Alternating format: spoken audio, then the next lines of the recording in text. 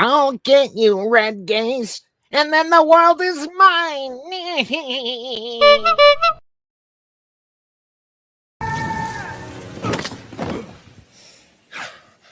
I have been falling for 30 minutes.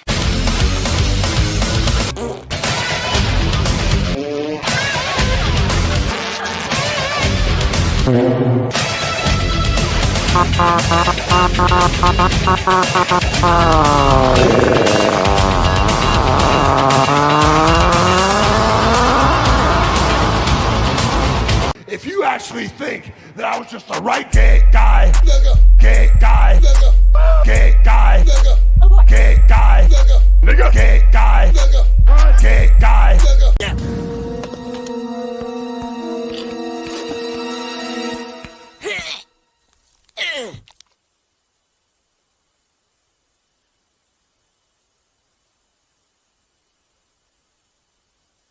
Did you just take a crap on my desk? What's up? What's up? Crapped on your desk, Doug. What's up with that? Ladies and gentlemen, is that the last time you'll see that intro? That just depends on how lazy I am. It is the world's wokest warrior, primitive-sided, toxic fanboy, aligned with the like-minded. Tony, Tone Deaf, rocking with you.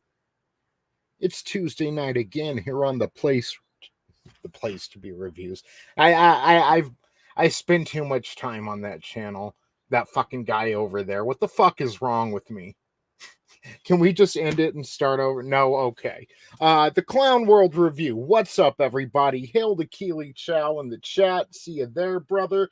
Gap Stargate, how are you doing, man? Good to see you. It's Tuesday. I'm excited. We're covering the week of October 7th, 1996 tonight. And I'm just going to forewarn everyone now. This is easily one of the worst episodes of Raw I've ever seen. I mean, just complete hopelessness here. And we'll get into that in a little bit. First, allow me to introduce the panel here.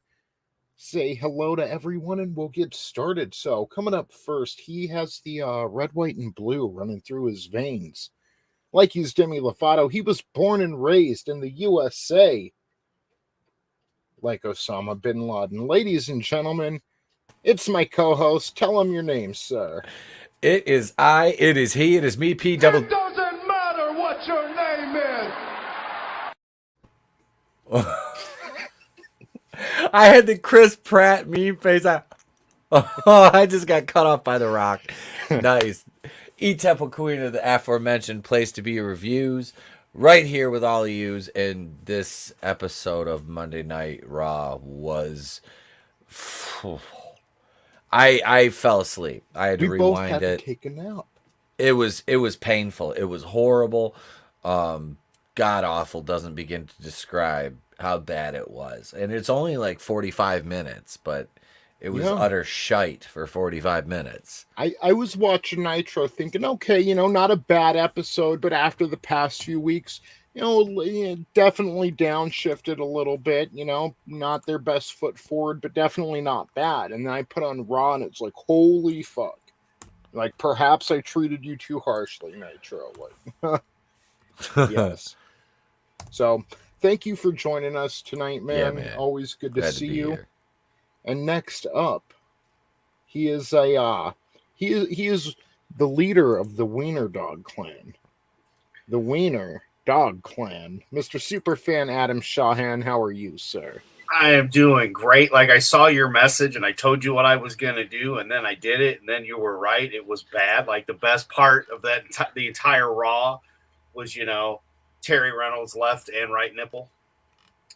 And maybe a little bit of Shawn Michaels talking about how he's going to take it all the way. What? Yes, it was it was, you gotta wonder what's going through Vince McMahon's mind. Like, it's not like NWO is new and we don't understand. Hail Chris Fisk, nice to see you, sir. Hope you're feeling a little better, brother. Yeah. You gotta wonder what Vince is thinking. Like, the NWO's been in full effect for a couple months now, and they're adding new members every week, and not just, with the exception of Vincent. These are names joining this organization. And this is a pre-recorded show. They're still in Hershey Park, PA. And what are you thinking, dude? Like, okay, you may not have the live advantage. You may have to pre-record everything at once, but what the hell are you thinking pulling a show like you did on the 7th of October, 1996? It was bad. And we'll get into it. We can complain about it as much as we want, but man, until you see it. Did anyone see WrestleMania Backlash? No. Let's okay, they had a premium live event this past Sunday. Was it Sunday? Throws me off. Half the time they're on Saturdays now. The main event was Randy Orton, Matt Riddle, and Drew McIntyre versus the Usos and Roman Reigns. And I'm like, is this SmackDown? Like a 6-man tag?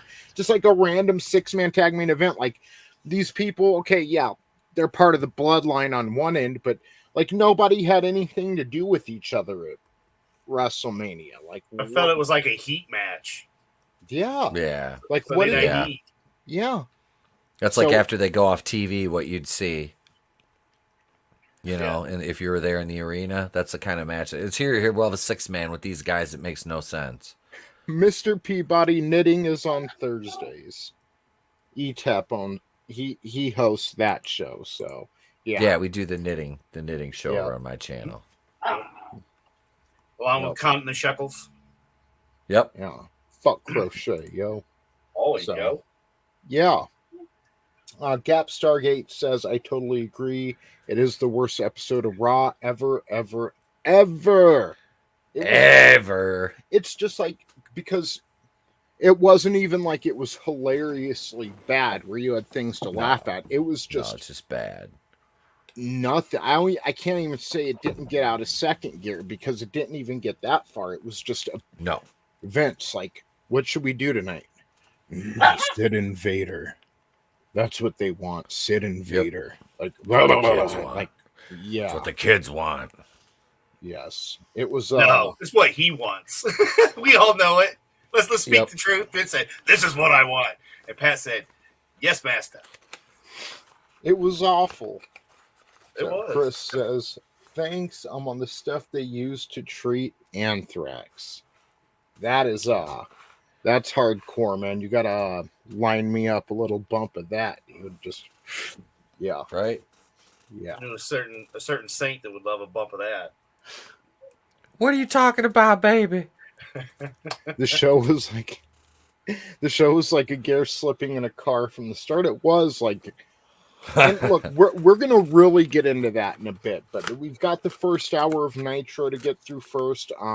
WrestleMania Backlash, I wouldn't recommend it other than there was a little bit of development with Edge's new stable, Judgment Day. They got a new member, and the Edge versus AJ Styles match was a good match. Just, again, that main event kind of felt like, you know, Teddy Long came out and booked it on a random SmackDown. You know, it was like 6-man tag, playa, like, oh, okay. Yeah. I mean, whatever you all want to do. 24 Eyes, hail to you, sir. Thank you for joining us. What were you going to say, Etep? No, I was just going to do it because you mentioned Teddy Long. It's like, and if your team wins the 6-man tag, player, you got to face the Undertaker next week on SmackDown. That was Teddy said, you got to face the Undertaker, player. Can't we just do the world a favor and I face the Undertaker tonight? No one wants to see the fucking 6-man tag. I'm tired of 6-man tags. Those are clusterfuck matches. Look, too. I was tired of 6-man tags in 2001. It's 2022 and they're fucking main eventing pay-per-views. Like, why? I think Roman might be injured or something, but Jesus.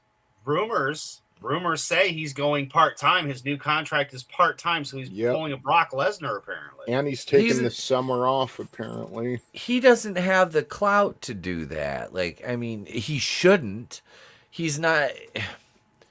Oh, my God. Number one, it's probably better for the stars. Not to cut you off, but it's like, Like, I was thinking about this earlier. Edge probably would have been a tragedy in a day where they didn't have to get cleared to wrestle, but instead he took 10 years off and his body healed itself.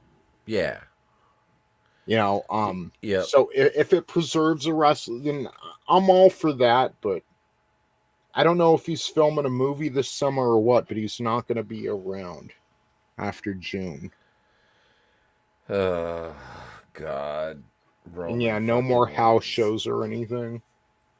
Yeah. Well, the good news is we don't have to hear about the tribal chief. Hail Brutal Morningwood. And all I'm saying is I would have, like, maybe Edge versus AJ Styles could have been a number one contenders match, or just like maybe you could have set up a number one contenders match for the main event, Randy Orton and Drew McIntyre or something. But yeah, 6-man tags. And look, I'm not following every week. I'm not watching week to week, so I don't know if maybe the tag titles were on the line or what, but it just, give me something to sink my teeth into. I'm just trying to keep, like, I quit watching WWE for a while, but I'm trying to keep tabs on the pay-per-views at least, because I'm going to Money in the Bank in July, so I want to, like, have a clue of what's going on. So, yeah. Yes, got to kind of follow the product a little bit. Yeah, exactly. So, again, this is the week of October 7th, 1996. WWF, again, is emanating from Hershey, Pennsylvania in the Hershey Park Arena. WCW Nitro is in Savannah, Georgia at the Civic Center. They did win by 1.4 ratings points. WCW garnered a 3.5 compared to Raw's 2.1, and they deserved less than that. Raw was so bad. Yeah. So, yeah. This first hour of Nitro begins with Tony Schiavone and Larry Zbyszko on commentary. The current WCW champions are as followed. World Champion Hollywood Hogan, U.S. Champion Ric Flair, not for long. World Tag Team Champions Harlem Heat, which is crazy because last week the World Tag Champs were the Public Enemy. World Television Champion Lord Steven Regal, and the Cruiserweight Champion is Rey Mysterio. And we kick off the night with a rematch, Public Enemies rematch, as Harlem Heat did defeat them on WCW Saturday Night for the tag titles. The winner of this match will now go on to Halloween Havoc to face the Outsiders. I guess on Saturday night it was a very controversial finish.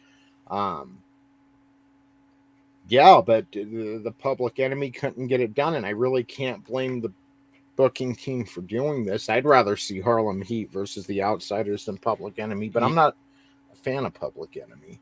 Dude, no. You look at it in terms of optics, okay? Look at, Rocco Rock and Johnny Grunge are both just little short, fat guys. Like, they could both work, but they were little short, fat guys. They're Diet Dudley. Yeah. Yeah. Booker T and Stevie Ray are both fucking studs. I mean, those two are thoroughbreds, Yes. and they can match up very well physically with Hall and Nash.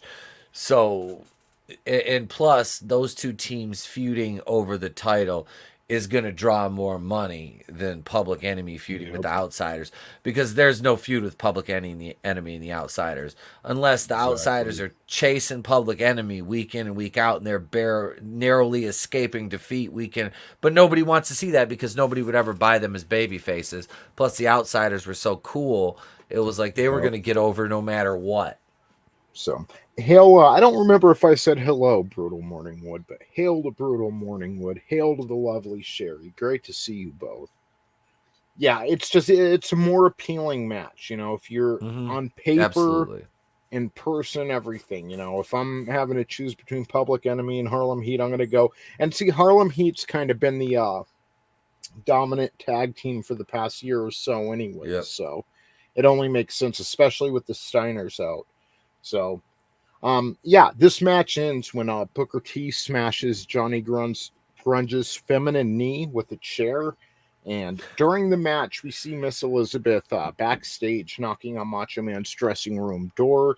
She lets herself in, but the room is empty. The last time we saw them together was not the last time, because they were on Saturday night as well, but the last time we saw them. Macho Man was yelling at Miss Elizabeth outside of the NWO's hotel room.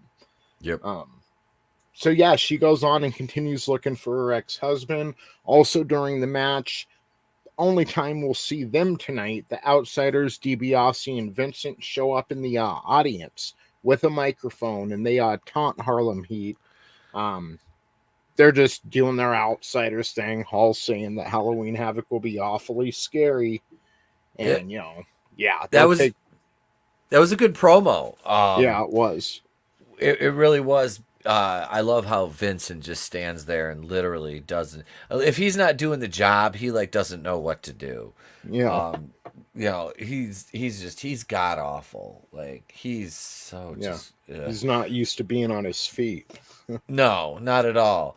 But yeah, I like when Hall started going. Yeah. That was so great. I'm like, holy shit, I forgot about that. Scott Hall's the man.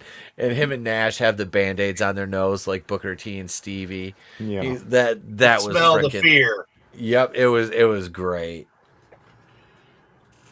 Let's just think about it, right? If you're going to do the nasties, you're just going to assume, well, because they know Hogan and their friends are going to give the belts to, whoever they're fighting in the NWO. So yeah, Hall and Nash all the way, especially against Harlem Heat, man. Yeah. Yep. So after the match, a limousine pulls up outside. Same limousine that Hogan arrives in later, but we won't talk about that. A limousine pulls up out, and that's not supposed to be storyline. That's just saving money. A limousine pulls up outside, and Jeff Jarrett makes his way out of the limo, and he's kind of part of a storyline over on WWF right now as far as who's the real Double J, and we found out that he was lip syncing My Baby Tonight, and it was actually the roadie, Jesse James, who would sing it. So, kind of a surprise to see Double J here on WCW making his debut. And, you really thought it was the NWO, maybe the Horsemen, something like that, who was going to come out. But nope, it was Mid-Card Supreme. So, yeah, Nick Patrick is shown being interviewed by Tony Schiavone from this past WCW Saturday night, where he announces he's placing the largest fine in WCW history on Randy Savage because Savage put his hands on Nick Patrick on WCW Saturday night, put him in a neck brace, and he just basically says he hopes WCW supports him in this fine and threatens to suspend Randy Savage before his Halloween Havoc main event against Hulk Hogan. Next, we get Diamond Dallas Page, who defeats Jim Powers in 2 minutes 35 seconds. When a little weird setup, but Page, I want to make sure I say this right. It's not Jim Powers who had Page in a full Nelson. Page had Jim Powers in a full Nelson, and then hits a diamond cutter from that. So yeah, it looked awkward. Yeah, it was. It was an awkward move. But did you notice Page did get a pretty decent pop when he when he made his entrance? He did. Not even booze, but a pop. I hate that music they use. I know. Oh God, I hate it. When they do the self high five, it's so much better when we get to that part. Yep. So I think this was that filling out stage for him because he was still playing the bad guy. Goes, get out of here. At the very beginning. Yep. He comes the Diamond Dallas Page that we all love. He was smacking around Teddy Long at the end of the match, too. People are starting to pop for the Diamond Cutter, though. He's getting that over. And look, we're less than a year away from him and his big storyline with Randy Savage. Oh, that was a great angle. Yeah. That was such a good angle. Those two had such a good program together. Yep. So, and yeah, he's basically... Okay, number one, during the match, he cuts a promo because he's hyping up his match with Eddie Guerrero at Halloween Havoc. Yep. But also the commentators mentioned during this match that it's now been a month since we've heard from Sting. So, where is Sting? After we painted our car for Sting. Yeah. No shit. Worst paint job ever. And speaking of NASCARs, I mean, WCW is balls deep in NASCAR because we've got the NWO car, we've got the Sting car, Then Mike Tenay's on the set. He announces Macho Man Randy Savage, who makes his way out with Jason Keller, the driver of the Slim Jim Halloween Havoc race car.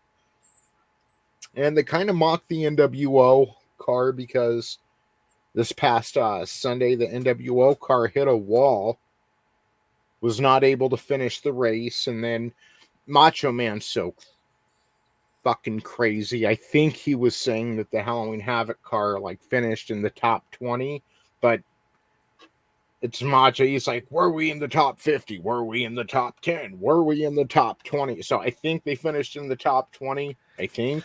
I thought they said 10. They finished 10. If I remember right. Either way, they did a hell of a lot better than the NWO car did. Yeah. Damn it, Kyle Petty. Yeah. Nothing like your daddy. No. Yeah. Those cars were badass, though. Come on. Back then, when you saw that on NASCAR, something you weren't used to seeing, the NWO car and, anything WCW, Slim Jim WCW. God damn it. NWO should have got the Intimidator to drive their car. He showed you how to hit the wall. That's right. Proper. Too soon? Too soon. Although I've got, stuff in my shops, of the Intimidator and his son together. So I feel we can make these jokes. I'll allow it. Fair enough. Someone's paying too much attention to the Wiener Dog Clan. What's up, Glenzer? Good to see you, man. Yes. You can't upset the African Wiener dog. That would just be racist. Got him from Wakanda.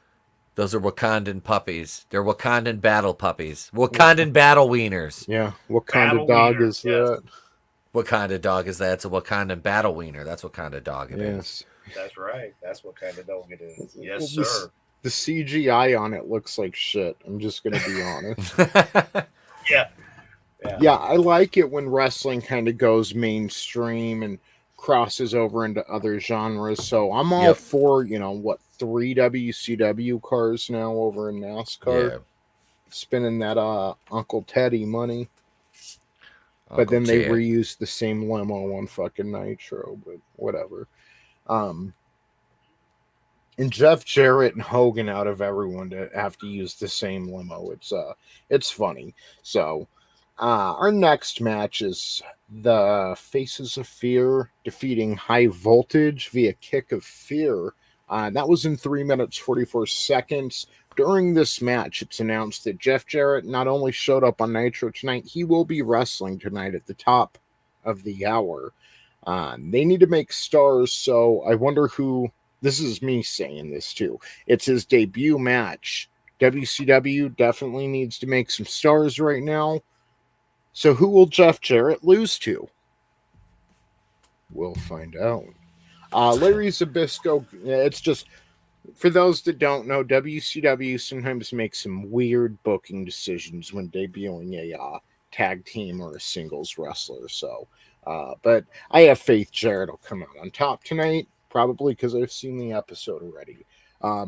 Larry Zbyszko goes on a rant about WCW needing a leader against the NWO, and he actually suggests Jimmy Hart could be the leader that brings WCW to victory against the NWO.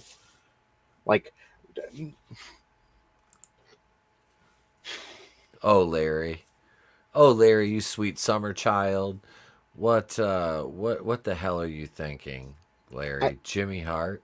I can't even explain this. I can't elaborate on my thought here, but is Larry Zbyszko not the human personification of Cincinnati chili?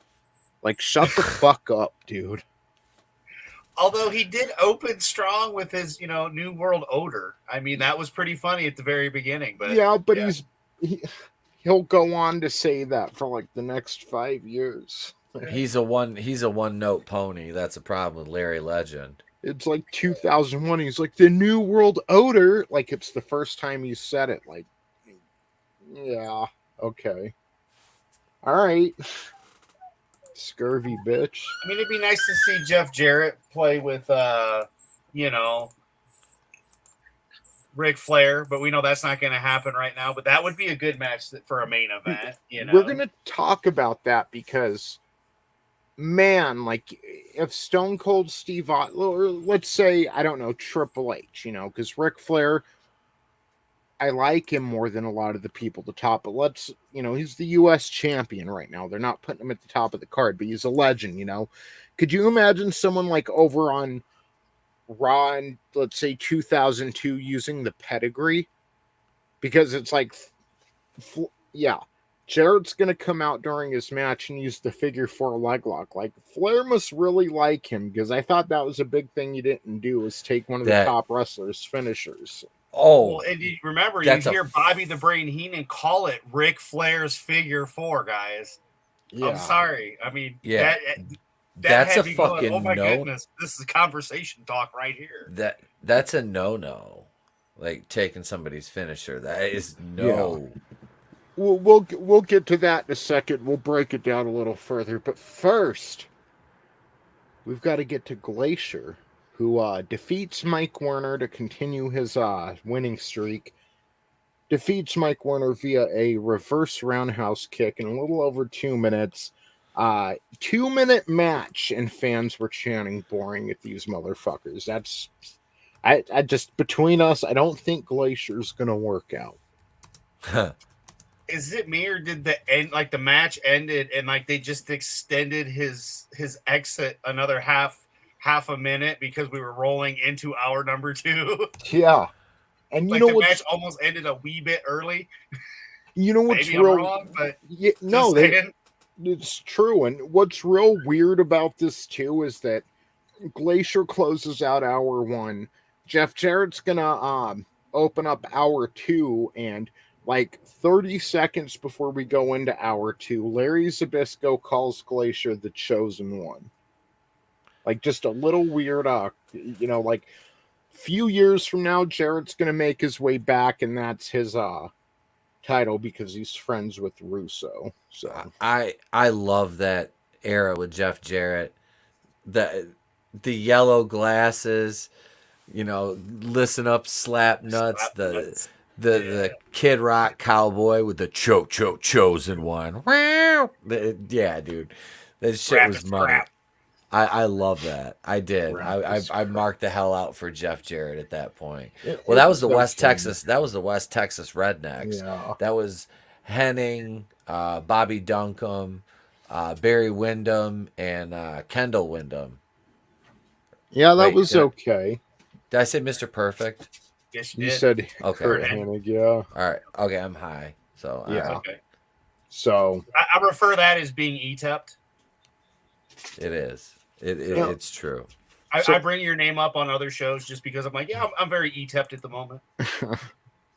It's a good opening to be like when they're like, well, what does that mean? Well, come check out the place to be reviewed. Sorry, I'm good at plugging. Giggity.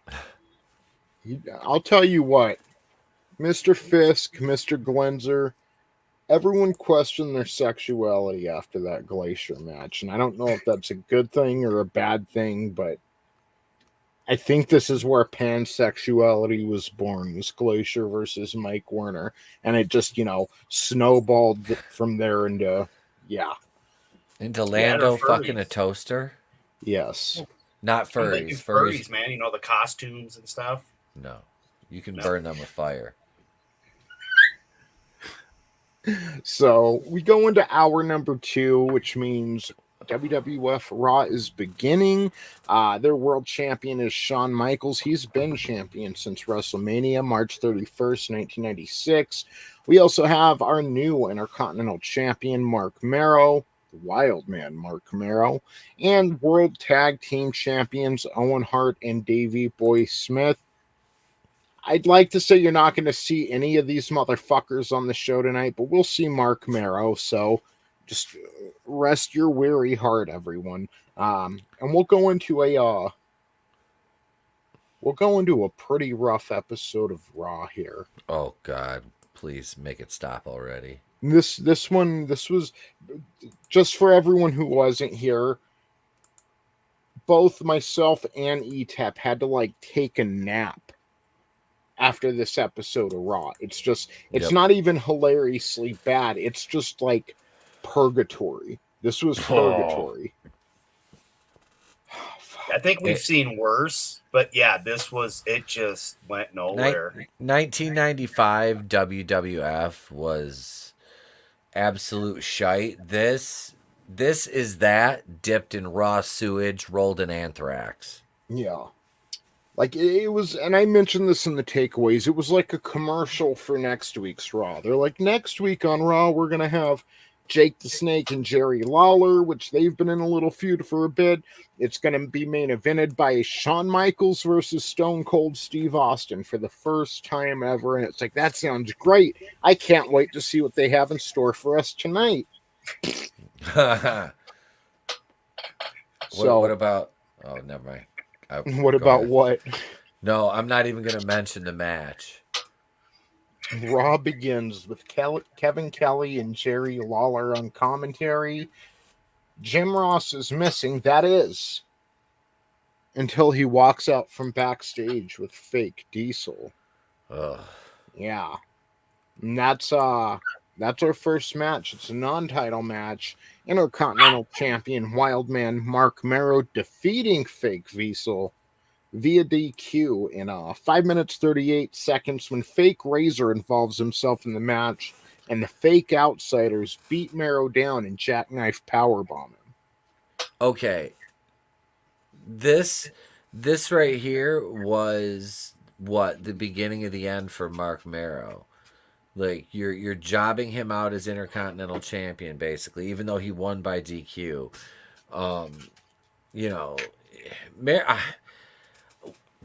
He hasn't been very impressive in his WWF run, but it's not his fault. He's not been given the opportunity to showcase his skill set in the environment that would lead to him being successful. He's been thrown into stupid angles and, garbage tier throwaway matches like this against Kane, basically, fake Diesel. The fake Razor, like fake Diesel's bad enough, but fake Razor, that's like a Wish Scott Hall.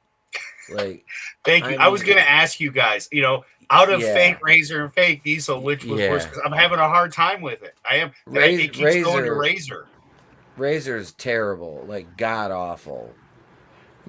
Fake Kane looks like if Glenn Jacobs was a bartender at a gay club in the 80s, dude. It really does. Yep. Like, it's so bad.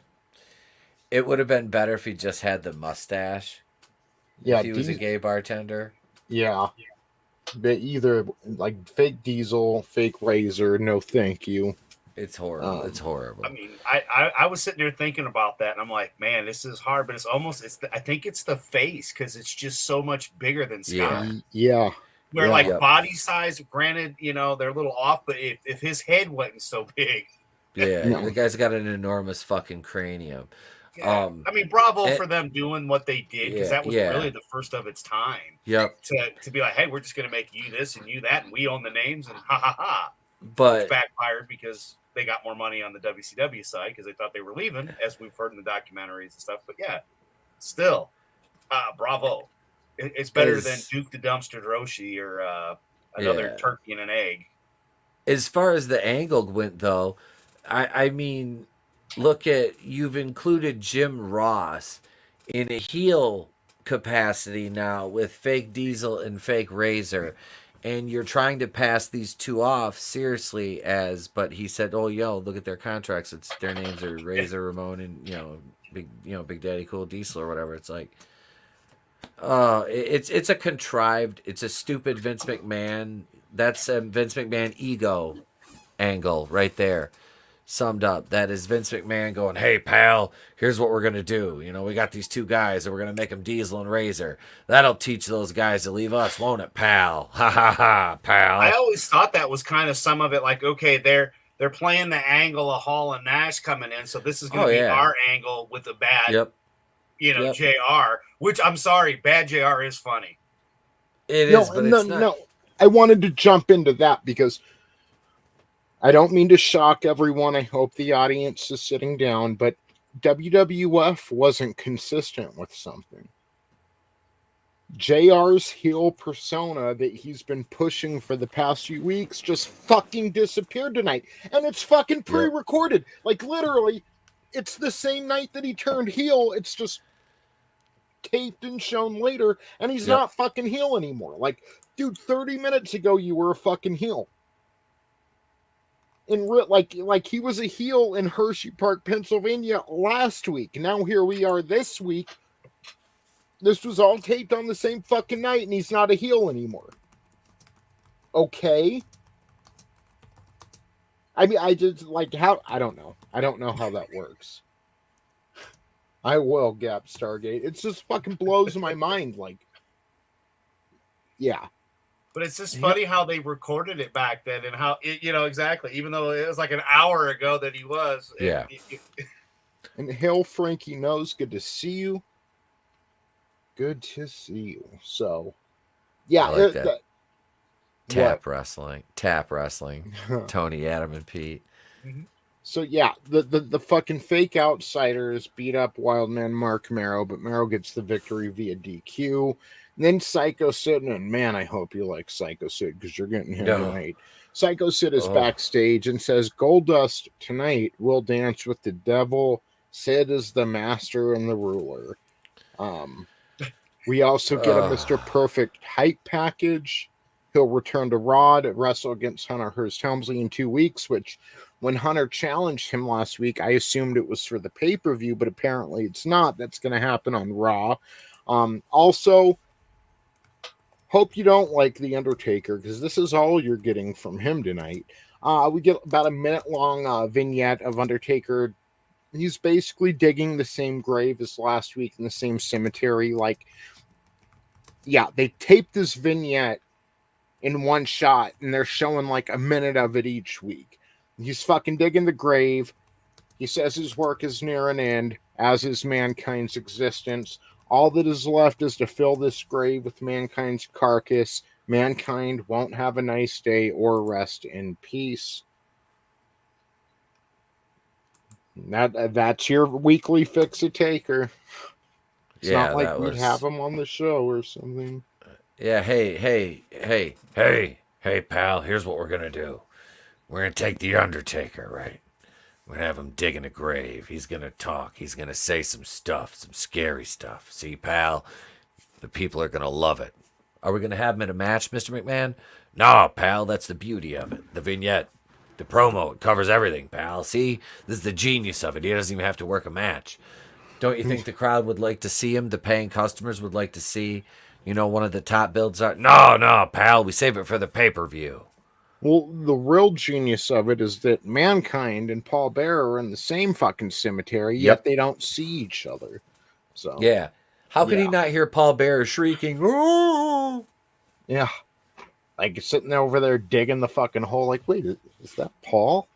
Why wait till the pay-per-view? Wait, Glenn's or Undertaker. Drink your formaldehyde juice, Jimmy. Yes. Or smoke it. So, over on Nitro, we kick off the second hour with Double J, Jeff Jarrett, making his debut against Hugh Morris. And he does win via submission in 4 minutes and 7 seconds when he locks in the figure 4. And I even wrote here in my notes, I guess Ric Flair must be cool with it, because that's kind of his finisher, and he's been using it like every week. Woman grabbing his hands and leveraging the hold, and yeah, it's just a little weird. Again, it'd be like if someone in 2001, 2002 just debuted and their debut match started pedigreeing motherfuckers. Like, okay, or I guess we're doing this or something. Yeah, like, okay. So, Tony Schiavone, because Gene Okerlund is still missing. Tony Schiavone interviews Jarrett and asks him if he's NWO. Jarrett says that he kept calling him Hulk Hogan instead of Hollywood Hogan. He says that Hulk Hogan took credit for many promotions a couple weeks ago, including the AWA and his daddy's Memphis Championship Wrestling. But Hogan never put meals on Jarrett's plate. Yes, he did. His dad ran MCW, and Hogan and the NWO can stick it to a very, very mediocre pop because he's just not that cool. No, he always tried to be so much more than he was. And honestly, like I said, man, Jarrett comes into his own when Russo and he was being open. He broke kayfabe, talking about having the stroke and stuff like that, and being the chosen one. He knew who was buttering his bread, but it worked. It came across, and people hated him. They hated him so much. He did have a little bit of go away heat, but I dug it because I could see what they were. I guess I could see what they were trying to do. I don't know. I always liked him as a heel, especially with his IC run, man. Back in the Fed, man. Yeah, I always, him, Honky Tonk Man. We had some really good heels back then. Well, he quit because he didn't want to do the job to China. Yeah. Can you blame him? You've numerously said, about other championships and done some dumb shit. It's not that he didn't want to do the job to China. He allowed his contract to run out, and then he fucking stuck Vince up for a bunch of money while holding the title. Yep. But it's okay. He'd return in 2017 as an agent for WWE. And Chris, if we would have had 60 minutes of a constipated Undertaker trying to shit in the urine, it would have been better than what we get tonight on Raw.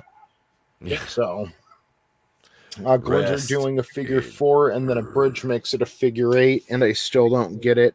I worked out the math in my head because Charlotte does the figure 8. I guess it works, but I don't know. I like the figure 4. That fucking thing hurts. I remember experimenting with that shit as a kid. Like you and your friend wrestling, and you go to put them in it, and they're like, "Holy fuck, that really hurts!" Like, yeah, yep. So, remember when Hogan choked out that talk show host live on the air on the Dude's show? That wasn't Hogan, was it? Or what? No, was it? It was Hogan. Yeah, I remember. I've seen that clip. I just remember Jay Leno. Oh no! It was is not Richard Belzer. Was it Richard Belzer? It was somebody like some. Yeah, hang on, I'll look it up. Explains Paul Bearer's voice. Yeah, if you had to carry that warm urn around, you'd probably squeal too. Yeah, Frankie Nose says it's Belzer. It was Richard Belzer. Okay, I knew trust me, Frankie knows. Frankie does know. I knew it was, like I said, it was somebody swarmy like that. Yeah, Richard Belzer. Yeah, we've got unanimous consensus here, so Belzer. Yep. That definitely means it was true. So the mob rules.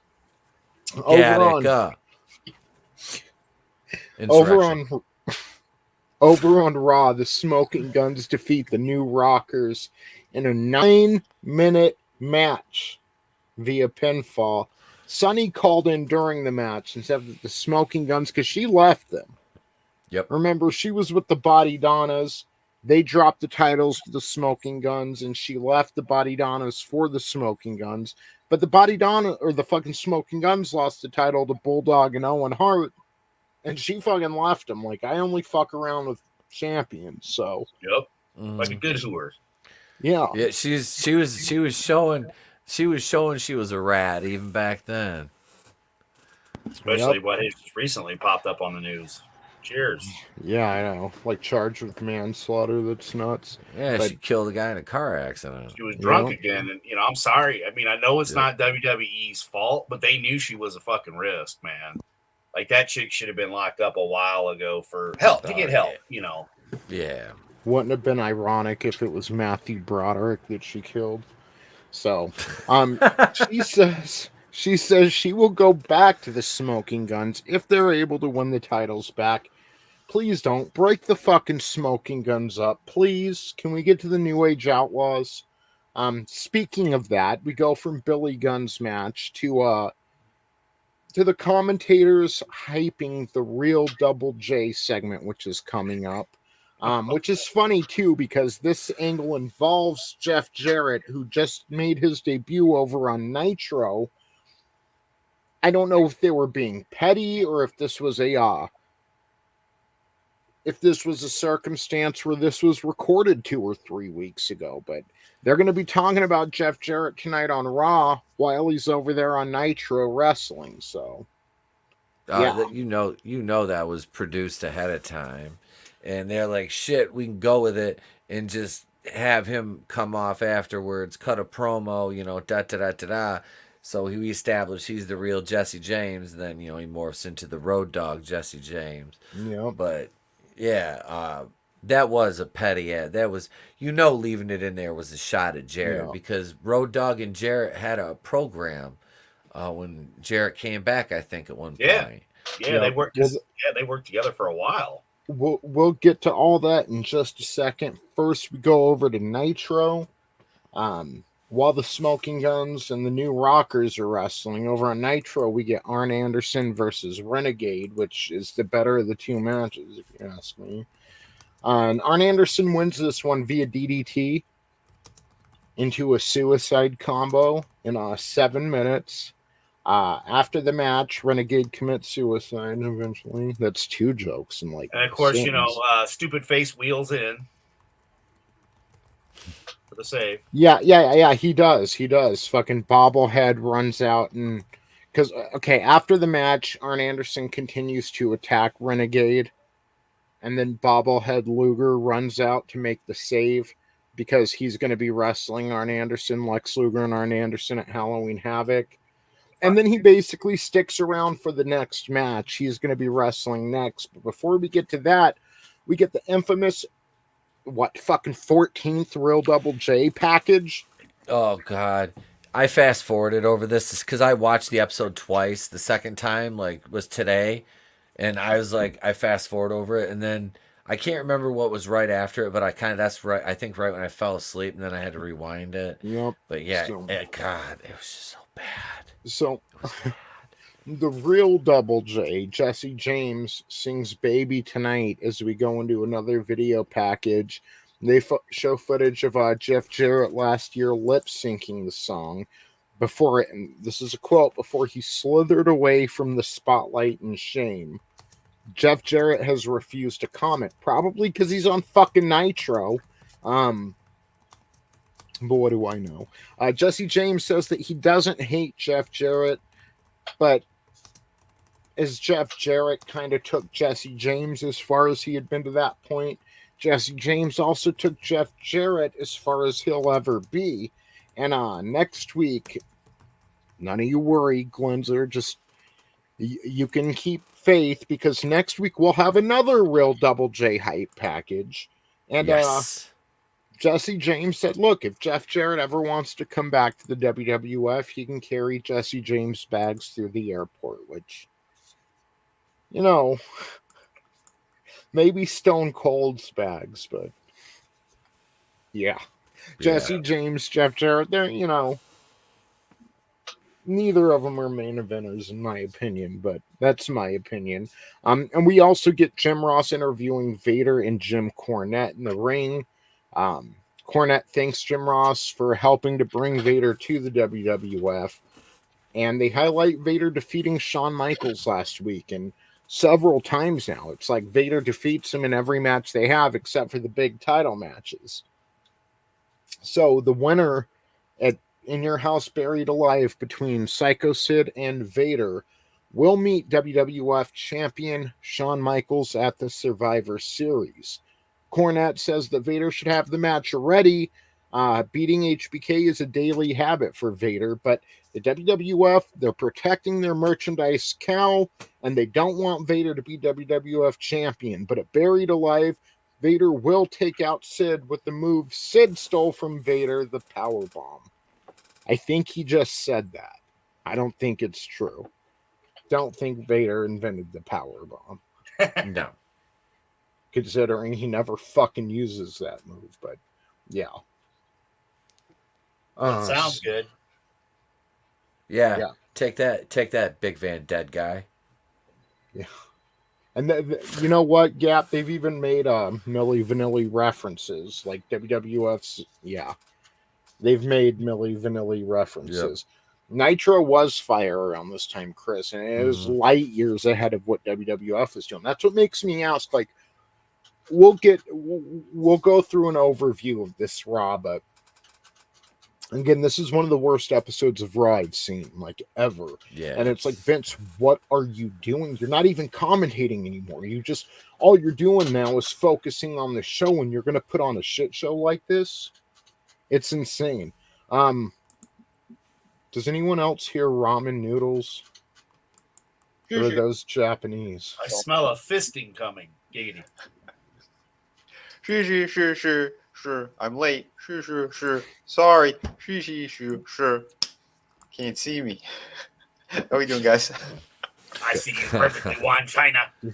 He really What's up, sounds man? like that. I watched the clip on Jimmy Fallon. Holy shit, dude. Like, Vinny's got it spot on. Yep. I told you.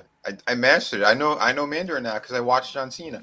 Sure. Sha shi shu dong shi shao shi sure. WWE. Sure. Can't see me. Sure. Boom, Jim. What a prostitute. Did you guys go over the 7th yet of Nitro? Because I saw that, dude. You told me about it with the Giant when he drops. Macho Man. We're a couple matches away from there. We're about halfway through the second hour now. Nice. So, yeah, and we'll take a look at that. Etep screen recorded something for me earlier, and I kind of chopped it up a bit. We'll take a look at that at the fall, because Macho Man, he got beautiful. fucking lucky. Yeah, he did. Yeah. Jesus, Yes, I he watched did. that in slow motion a bunch of times. I was like, oh, dear God. I mean, that Think could have about it been this way bad. too. Like, you guys both have said that, and I agree. But you know what? Good thing that Paul landed the right way and didn't break his freaking neck. Yeah. Uh-huh. Because honestly, Giant could have been just as, both of them could have been massively hurt. Yeah. Sure. Yeah, and that's why you have wider steel steps leading up to the ring. And not those cheap. You're so busy buying fucking monster trucks and fucking NASCARs and shit. Buy some fucking decent steps to get into the ring, please. Yeah. I think they went really cheap for a while because a lot of people were using like the lighter weight ones to hit each other and hurt each other. Yeah. I think that's why. But yeah, if you know you're not going to do those kind of gimmicks, then yeah, you should have the proper shit out there. Well, even like you could kind of tell they were light, how it tipped like that. Just make it wider. Yeah. Yeah. So, Or if like, you got they a should Giant, don't use the light steps because you got a big fella that's coming. well, Yeah, they well, should another be- guy. You put 500 plus pounds on one side of the stairs. Yeah, something's going to happen. that's why they should be at least as wide as they are tall. Mm-hmm. But yeah. So just to catch you up, Vinny, this Yes. October 7th, 1996 edition of Raw was, and I've said it to the audience now 100 times. They're tired of hearing it. This is without a doubt one of the worst episodes of Raw I've ever seen. Like at this point, I'm begging to see British Bulldog. Like, it's fucking bad, and for no Wow. reason. All the stars are there. shot? They're That would have been the still in. perfect episode. Yeah, they're still in Hershey, Pennsylvania. They've been there for weeks now. All the stars are there. They just decided, hey, on this one episode, we shouldn't fucking use anybody. Let's build the whole episode around Vader and Sid. Oh, Seinfeld. It's a show about nothing. Nothing. yeah. Well, there you go. Well, That again, you said that- Hershey, Pennsylvania. We know why. Because Vince, I need all the fudge.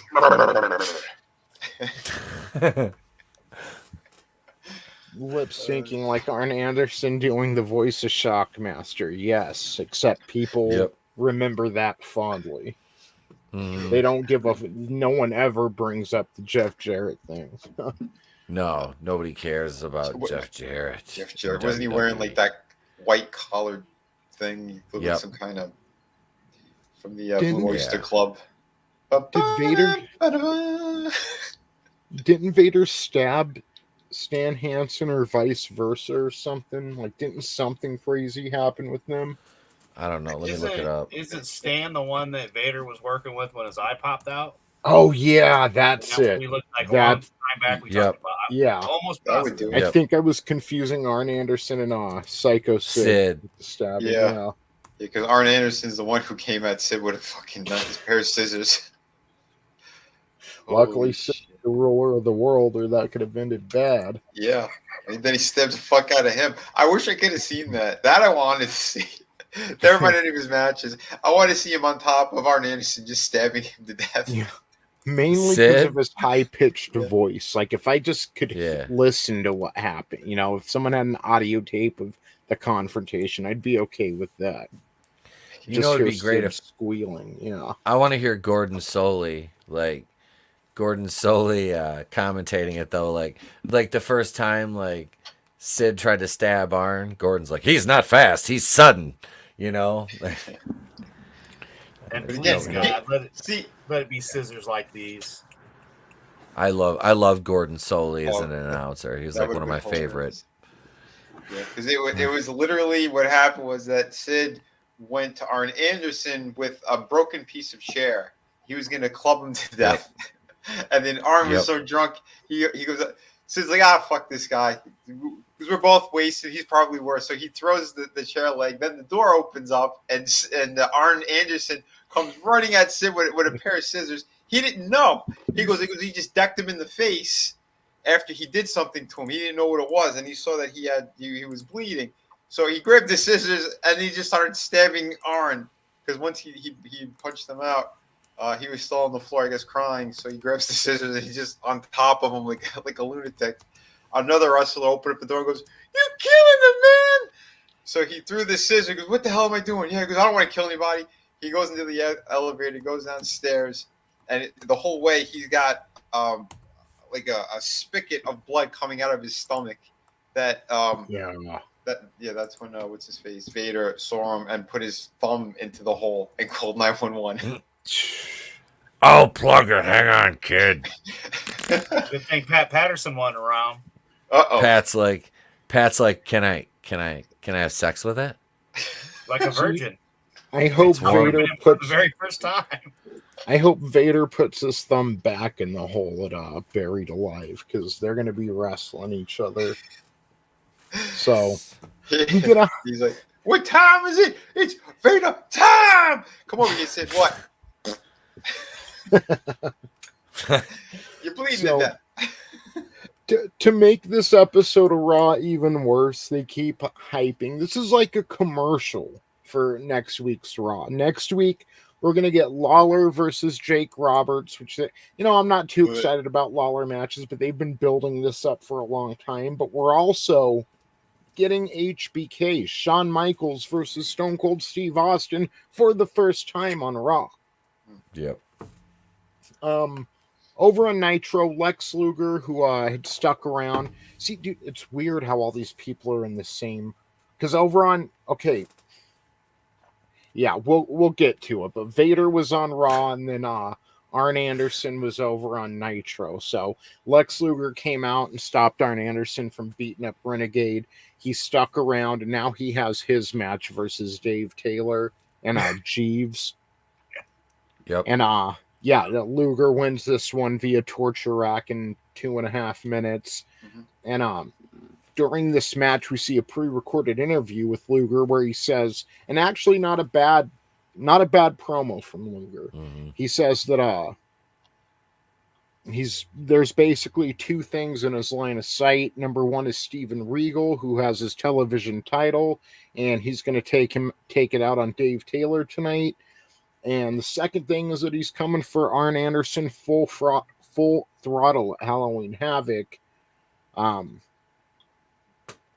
it's kind of funny because Luger beats the shit out of Dave Taylor, starts walking to the back. He's on fire. He's celebrating, and Arn sneaks up behind him on the ramp and beats the shit out of him with the steel chair. And then stabs him. Yeah, starts stabbing him. So So Luger said he's coming for William Regal's. Well, he wants his TV title. So basically, what Lex Luger is saying is he wants his title shot. He wants me title shot. He's like, I want me title shot. And I'm not even British. So I don't even know why I'm talking like that. I'm from Chicago. But he want me title shot, William Regal. Sorry, Steven Regal. Remember when Vader accosted a Middle Eastern TV talk show host in some Arab hellhole, and the entire country crawled out of the sand to try and kill him? The Undertaker was there and almost filled his urn. Yep. Yeah, Vader got pissed on the show. I remember watching that clip. That's didn't do call wrestling fake or something, and some shit like that. Yeah. Like, no, that was the one guy. The one dude smacked the shit out of that reporter in the hallway.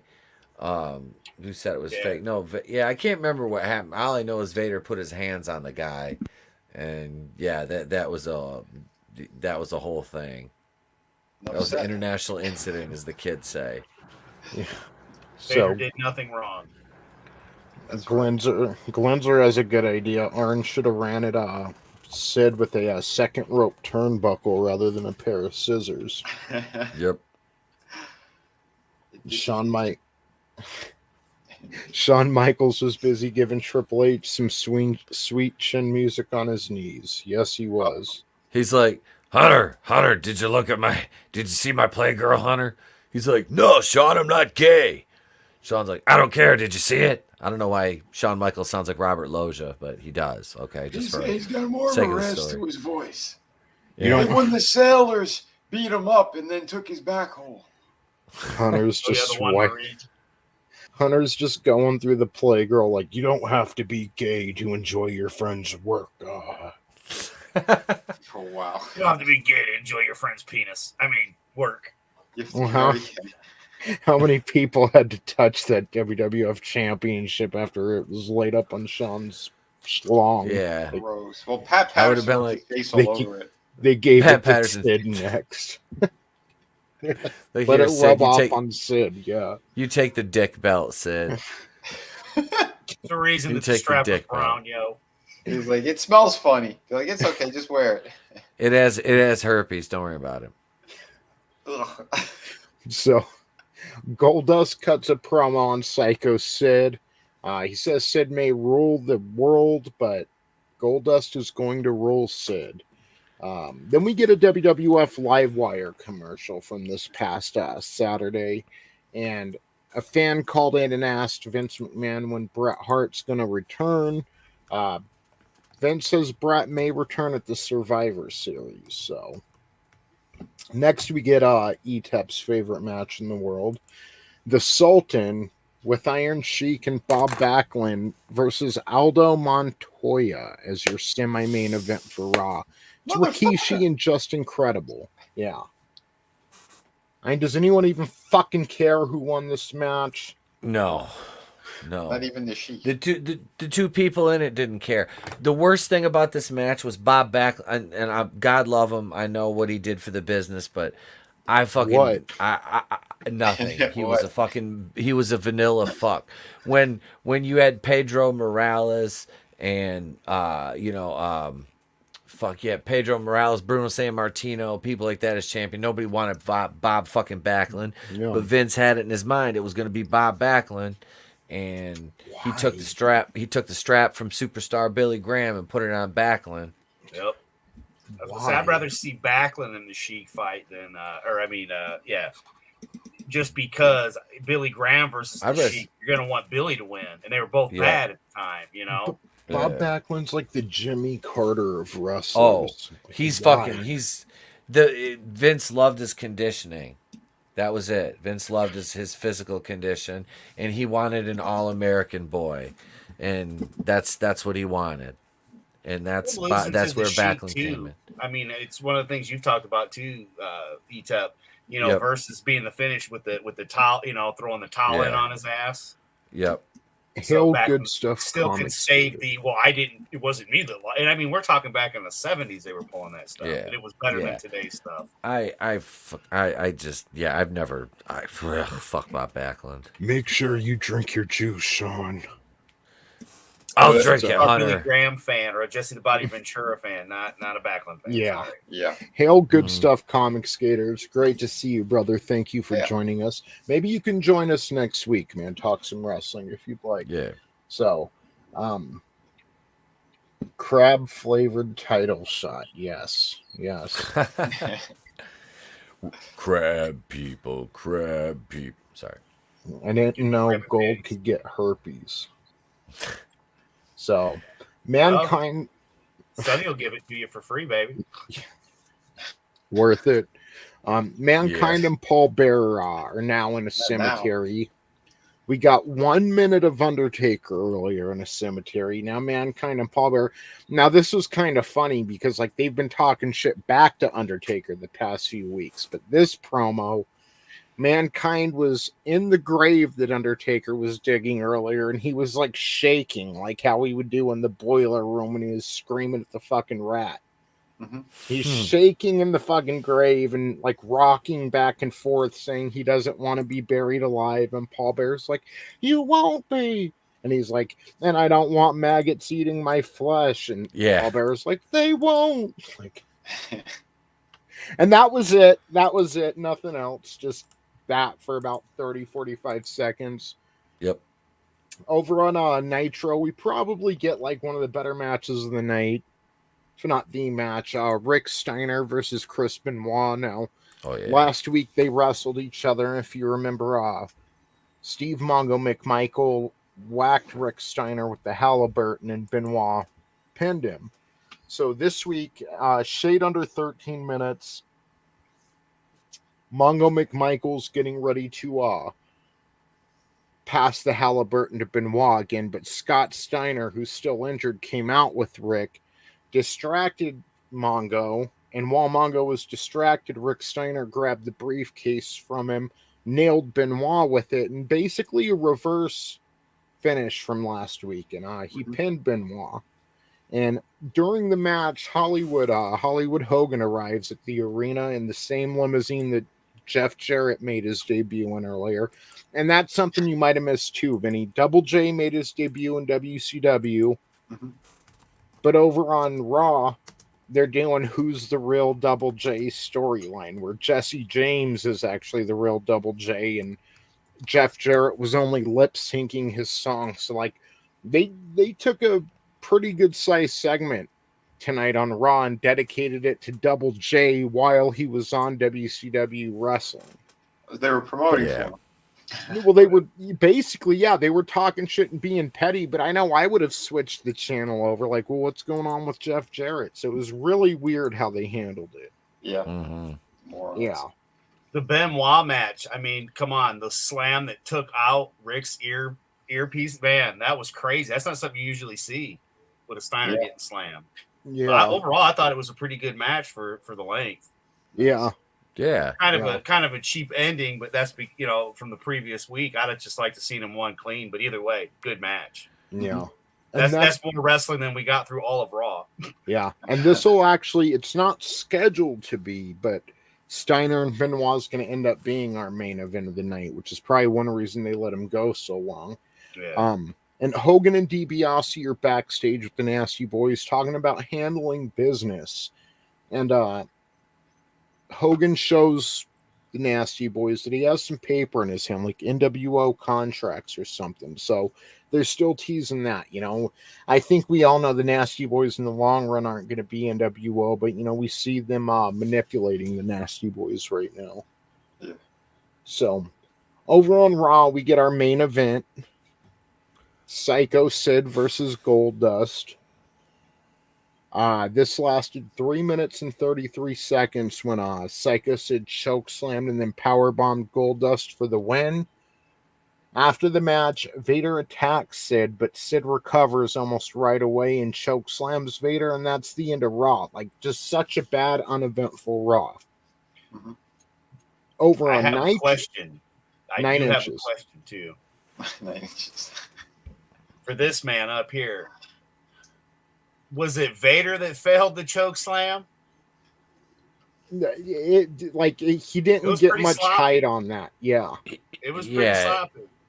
I'm assuming you know, and I'm asking because I mean, Well, you would kind of think the person that's getting picked up's kind of got to jump, right? You know, he didn't post. He Sid didn't is post for stupid him. and Vader's fat, so Yep. that's the kind of choke slam they're gonna get. I know, but I had to bring it up, man. I just wanted to make sure it wasn't just me overthinking it either. No, that wasn't great.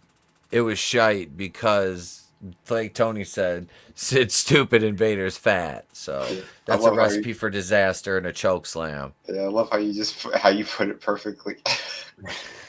Sid said go. Vader said where. It confused Sid, and Vader just kind of stumbled, and Sid was like, ah.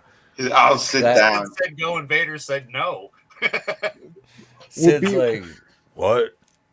We'll be around for a little while, Frankie. So definitely give the puppy love for me. I love dogs. Yeah, he's awesome. So, yeah, over on Nitro, our scheduled main event is WCW US Champion Ric Flair versus Macho Man Randy Savage. Now, those of us in the know realize that Ric Flair suffered a shoulder injury about 2 or 3 weeks ago while they were in Japan. So Macho Man makes his way out to the ring. Then Flair's music hits. He doesn't come out. We go to the back, and the NWO are beating the shit out of him, just hammering away on him backstage, putting him out of action for the time being. But Miss Elizabeth is with him, how she usually would be. No idea where Woman was at, but Elizabeth was with him. They kind of corner her and chase her out into the arena. Macho Man runs up with a chair. He stands in front of Elizabeth. Well, okay, so it's the giant that kind of intimidated Liz out into the arena. So then Macho Man runs in front of her with the chair to defend her, and Hogan comes up from behind, nails Savage, and they start beating the shit out of Randy Savage. And then this is what we were talking about a little while ago, you guys. The giant throws Randy Savage on his shoulder and starts carrying him to the ring. Let's take a look at this here. So he carries him to the ring. He starts climbing the steel steps, and this is what happened. And look at Hogan. Even Hogan's looking like shit.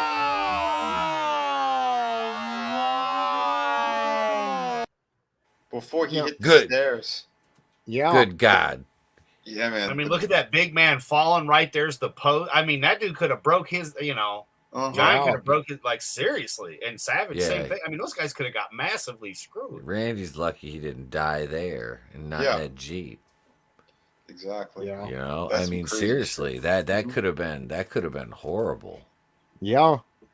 And, like, imagine Elizabeth is out there, like, her and Savage might be divorced, but they were close, you know, and Yeah. Oh, yeah.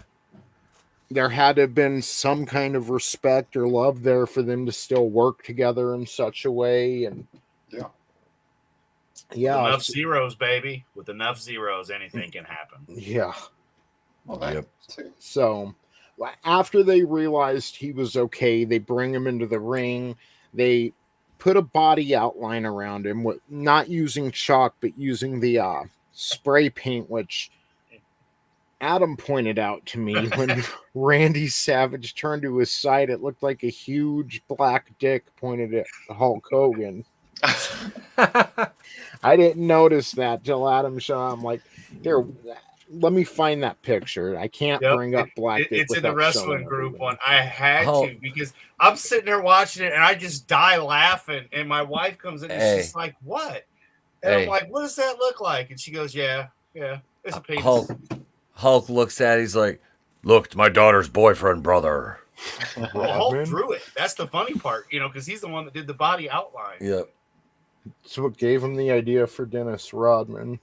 You know, he was dreaming. You know, looking at this, brother, we should bring in the worm. Servicing Pat Patterson.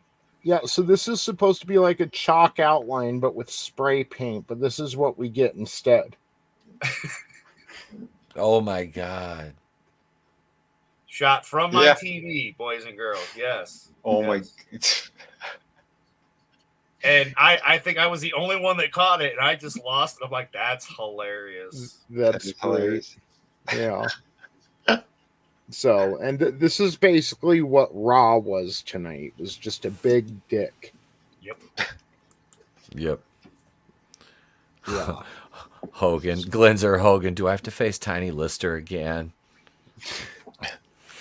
So, after they beat the hell out of fucking Savage, and I was wrong. It's not the only time we saw the Outsiders tonight. I forgot about this.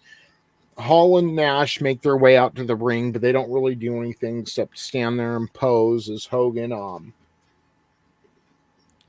Basically, with the power invested in Hogan and the NWO, he deems the consummation of Elizabeth and Savage null and void. Hogan owns Elizabeth. He owns her mind, her body, her soul, and her heart. Then he tells the NWO guys to go over and destroy the commentator's booth.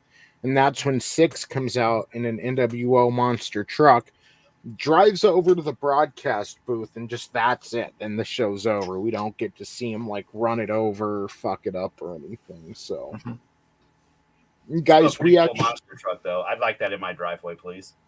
Yeah. So, those who watched Going in Raw last night, you would know Etep had a special guest give a call in. We actually we entered the Fauci verse for those who missed it. But we actually have a special guest on the phone now. So, well, let's go ahead and bring him on.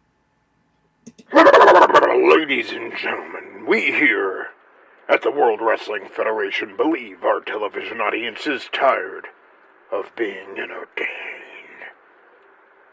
If you're looking for the biggest stars in the industry, compelling storylines, fast-paced, high-flying action, you may as well switch over to Ted Turner's Bitch Baby, WCW. But here in the World Wrestling Federation, we believe in making fun of alcoholics, stereotypical, non-relatable characters, and Aldo Montoya. Now, since tonight's episode of Raw is pre-taped, we obviously have the likes of the Heartbreak Kid Shawn Michaels, Stone Cold Steve Austin, Owen Hart, The Undertaker, British Bulldog, Mankind, Mr. Perfect, or even Bret Hart, backstage or at our disposal. But damn it, the people paid good money to find out who the real Double J is. Oh, son of a bitch! Oh, thank you, Vince. That was great. Thank you for letting us peer inside of your mind to see why you would put on such a shit show in the middle of a war. So, McManny's.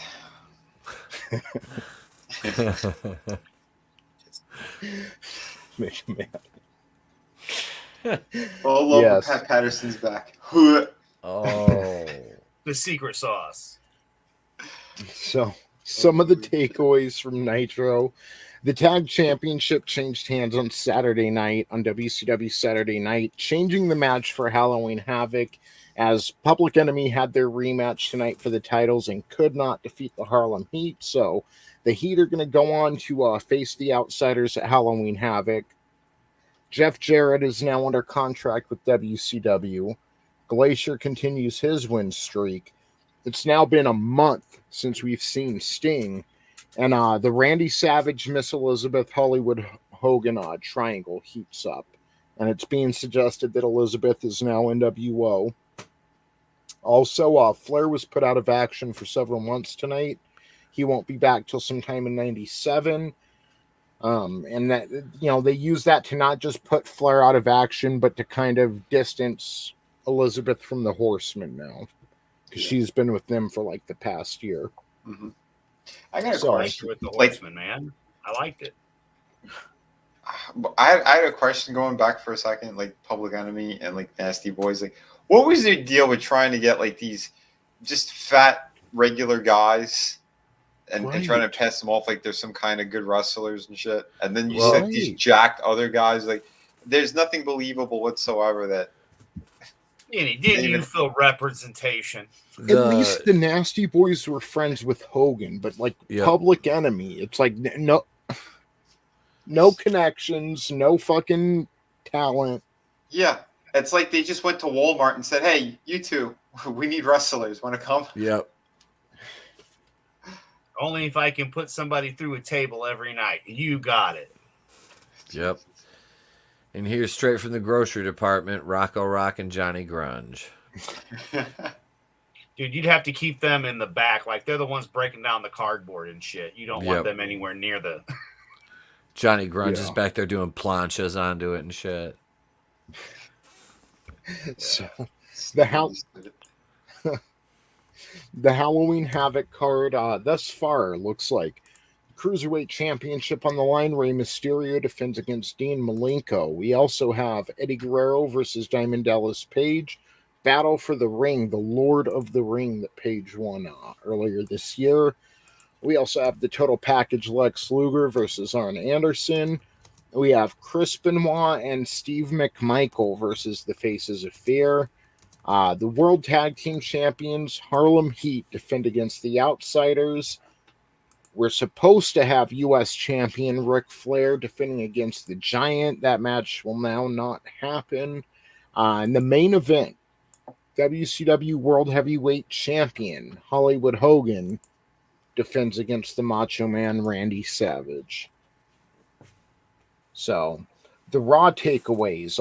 Sid versus Vader Buried Alive is now randomly... Okay, so I didn't talk about this, but I was thinking about this as I was writing the takeaways. They randomly made Sid versus Vader a number one contenders match when logic dictates that the Buried Alive match should be a number one contenders match, right? Yeah. Yeah. Like, shouldn't it be between Taker and Mankind on who faces Shawn next? Just, yeah. Considering that at one of the pay-per-views, Mankind lost to Shawn. I think it was one of the In Your Houses. Yeah, but, well, the only one that... Vader just lost to Shawn too recently. Yeah. Well, that's what I'm saying. Well, you're right, because to me, Mankind lost, Vader's lost, so it would be The Undertaker to me, because the two of them haven't, gone knuckle to knuckle for the belt. I wrote on my notes here, Sonny will return to the Smoking Cunts if they're able to win the tag titles back at the pay-per-view. And I said this earlier, but I wrote it in my notes. This week felt like a commercial for next week's Raw. As far as Austin and HBK and all these people were backstage during this episode. Yep. Why wouldn't you spread your talent out a little better? Do you really think Sid and Vader can carry the show? Do you really think the Sultan and Aldo Montoya is a sufficient draw at semi-main? Yeah. Terrible. Mark Merrill and fake, Kane, Diesel. If you put Mark Merrill in a serious angle with somebody, it could carry weight, but they never pushed him properly. Yeah.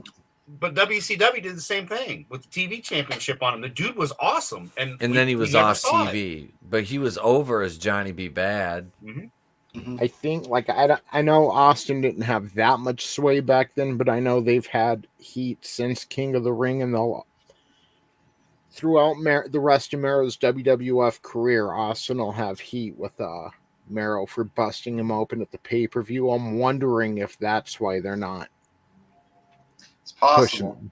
Yeah. Every time, when time goes by and I hear more stories about what fucking actually happened with a lot of Austin, he was a bitch for a good amount of time, even afterwards. So it's weird. My thing is, most of the people he had beef with, I didn't like anyway, like Jeff Jarrett. Yeah. I mean, I get that. Jarrett wasn't on Austin's level at all, ever. No. Ever. I was never a fan of Jarrett. Yeah. But no, I get what you mean. But I would have walked out too if they would have asked me to fucking lose to Brock Lesnar just randomly on Raw. No build up. Yeah. No build. Yeah. again, like I was the hottest star of the last decade. Now you have the hottest, who's going to be the hottest star of this decade, and you just want him to beat me randomly on some TV match with no hype, nothing.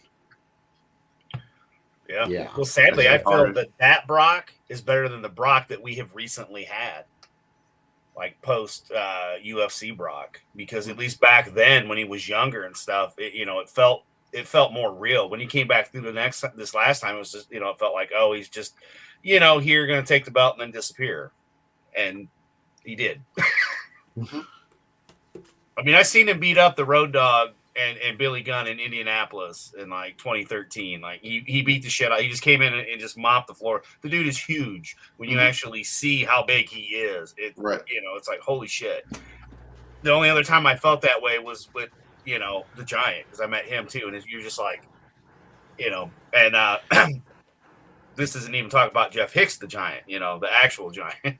So, yeah, it is kind of mind-boggling when you meet these people. Some of them are great. I've been fortunate enough to meet the good ones. I know you, sir, with the Sabu. I pray for your soul. Thank God you didn't go through the table, Good call. I slapped my damn self for even doing that. Fuck it. I can't remember what the fuck I was going to say. It just threw me off. I did the Sabu thing and it was over with. It was something about the wrestlers like being big. We're talking about Brock Lesnar and Austin being mad at people. Billy Gunn. You're talking about Lesnar being big. That's because Billy Gunn's not a small man either. He was like around 6'5", 260. I mean, Wow. he's a big guy. I mean, he's a tall, big man. Yeah, Lesnar is just another level, like big though. And so fast when you actually see how quick he is when he darts in on them.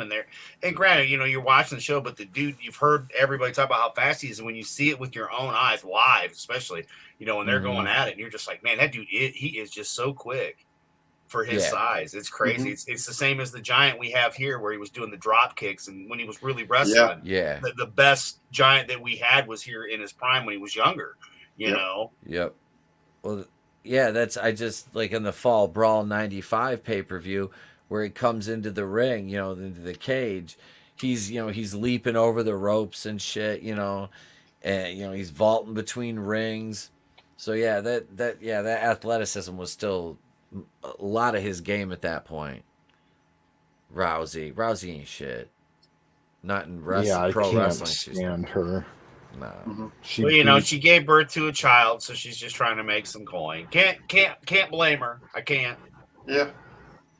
She's not going back into UFC, thank God. So yeah, but she was a garbage human being in the UFC. Like I remember, like Holly Holm before the match. It's not like they had beef or anything. Holly just wanted to shake her hand, show mutual respect, and fucking Ronda denies it, and like anything for the cheap pop. And I'm like, I hope this bitch kicks Ronda's fucking face off, and she did. So good for you, Holly Holm.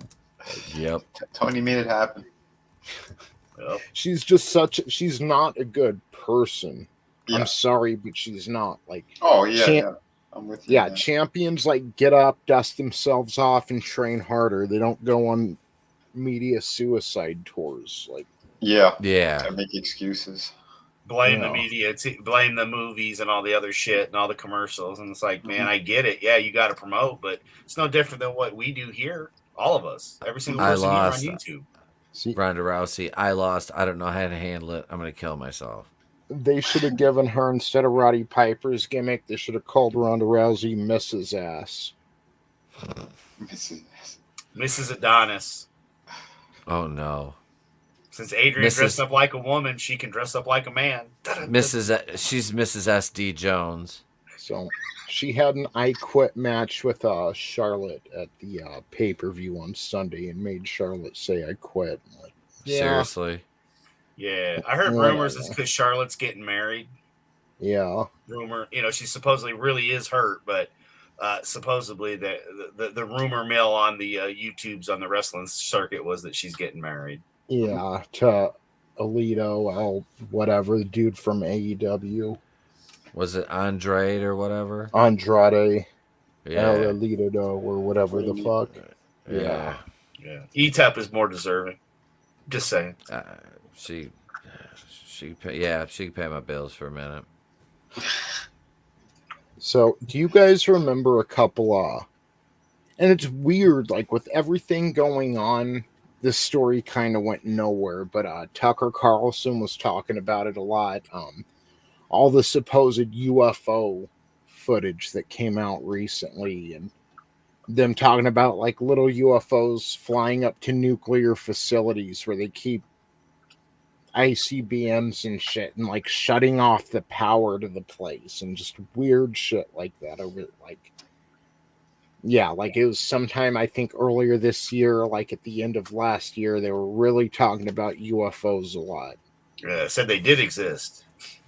Yeah. Yep. Yeah, but wasn't that part of the agenda that they had? Oh, I'm sure to keep people distracted, you know. Mhm.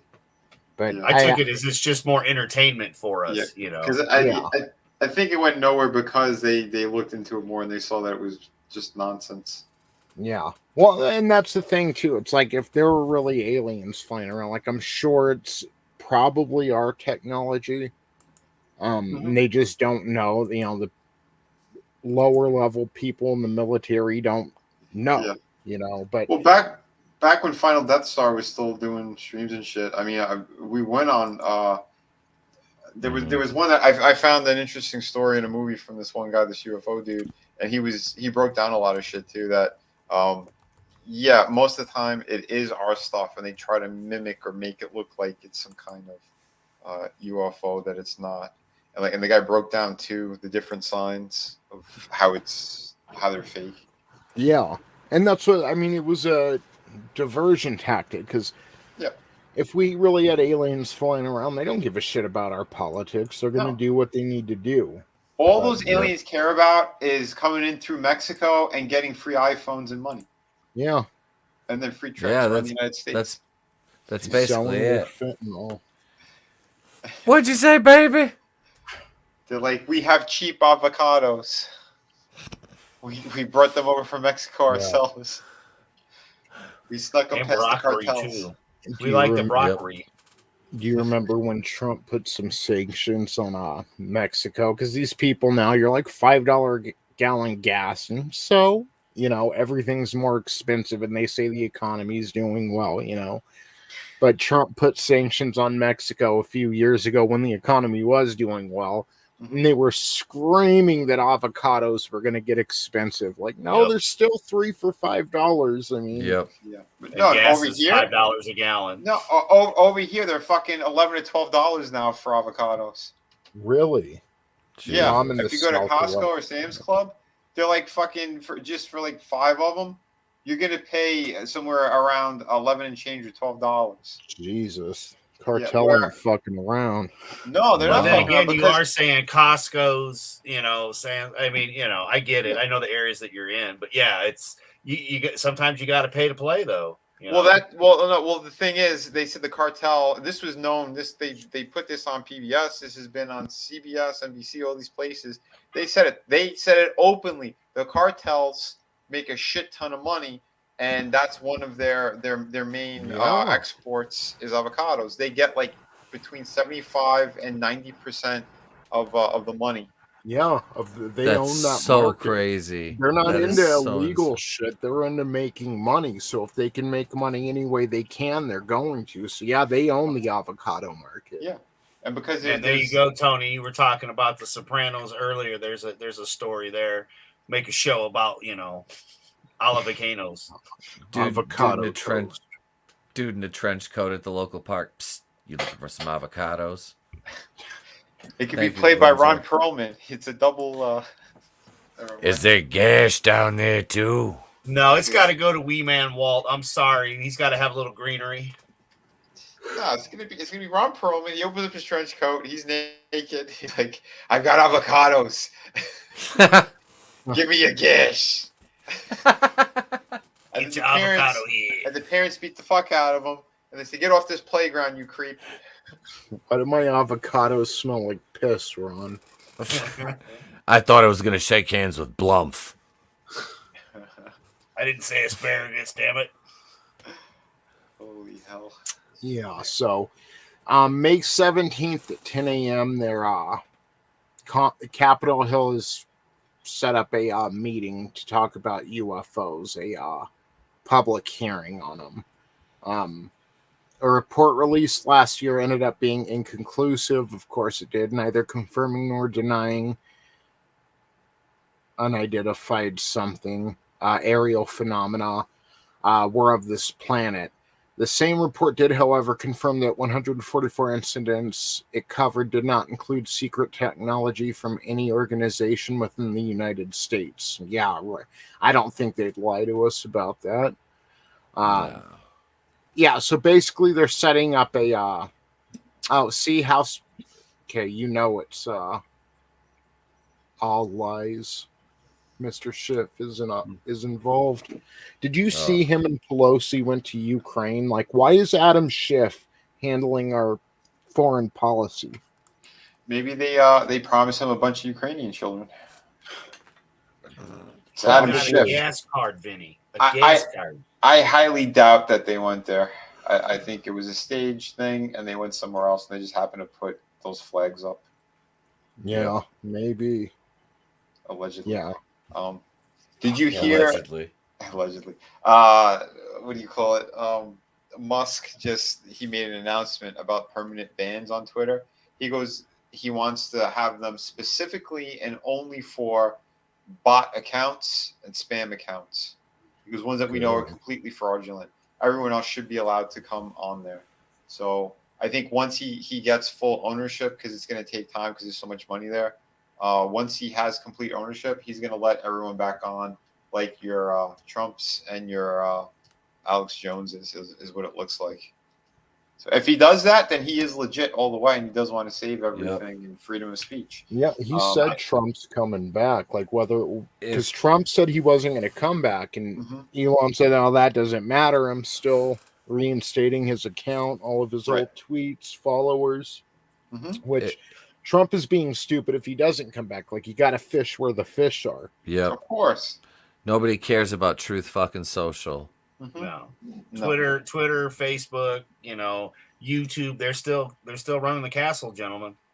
If Alex Jones doesn't come back and his first tweet is, "I told you so, the frogs are gay," I'll be so disappointed. Oh, don't worry, he'll do it. I'll reach out to him. It's me, I'm here already.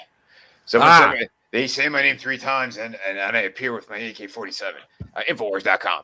We have all the pills there. We got everything you need. Get your dick up. Because you're gonna need the energy. Because we're gonna be fucking liberals in the ass. That's right. Over at Infowars.com. We do that, and not in a homosexual way. But if you like that, that's okay too. The frogs are gay. Do not drink the water in Jersey. Stay away from those pizza parlors back there. We got a fat gay frog who's bald with a goatee. Who likes to pleasure men. It's disgusting. For free. And he's got late books.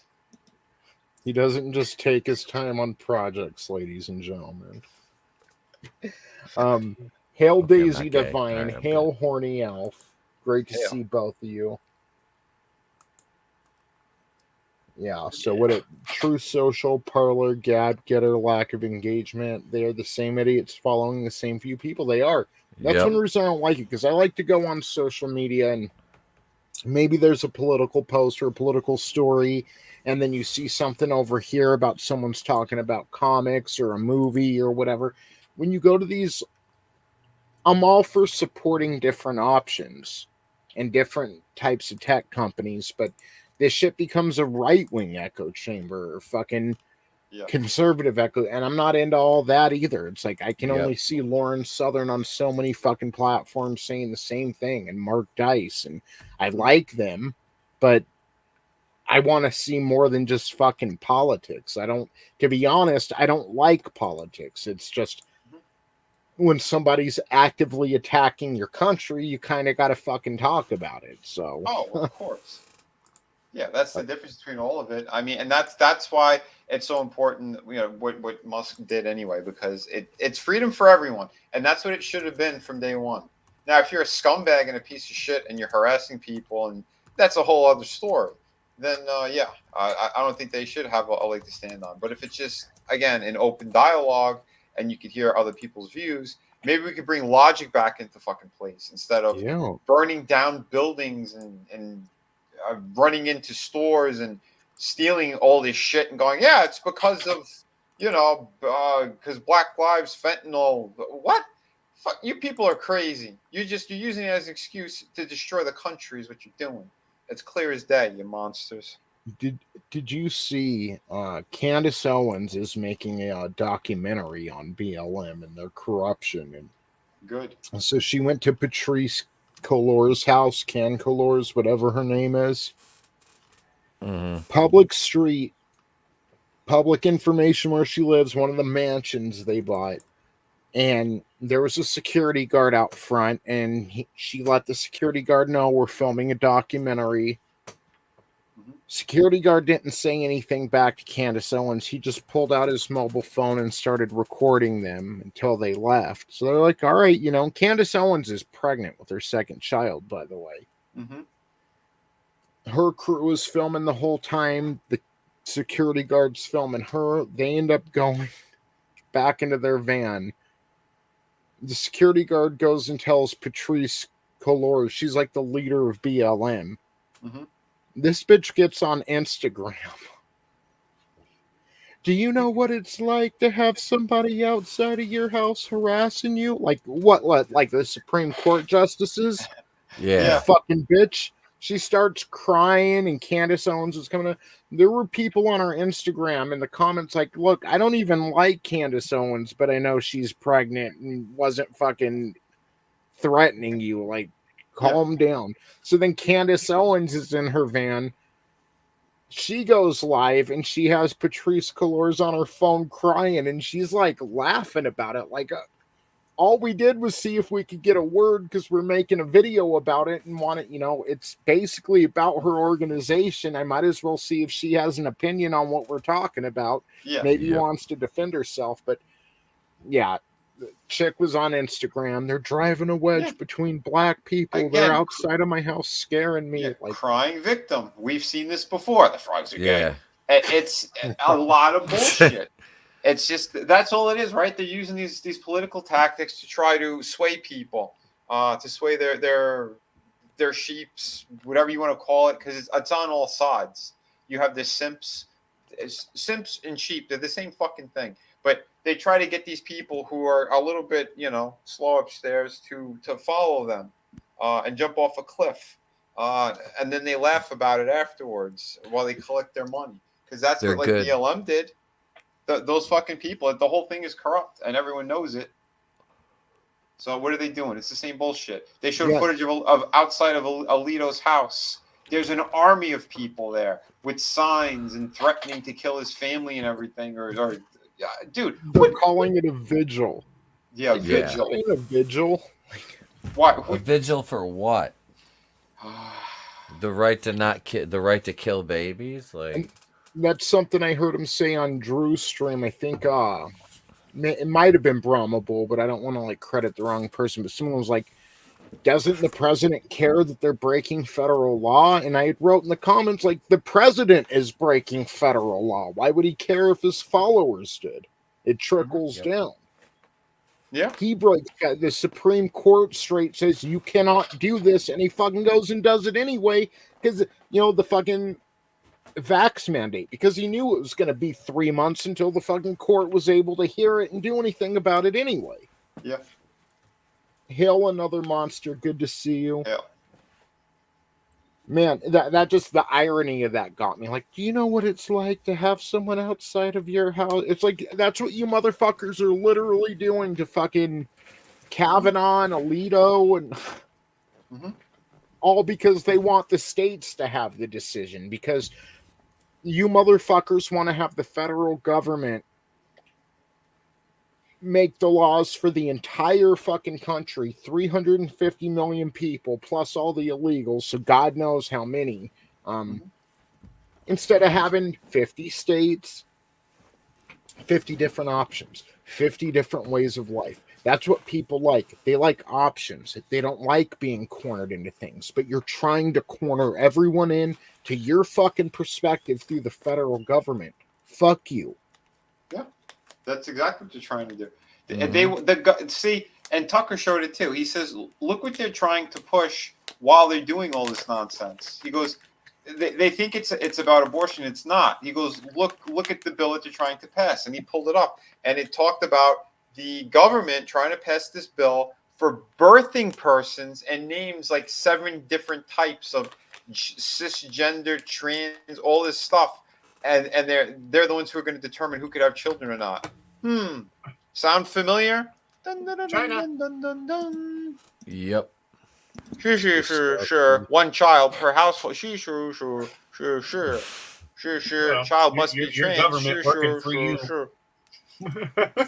John China. Well, Yeah. well, this will control some of the stupid people breeding.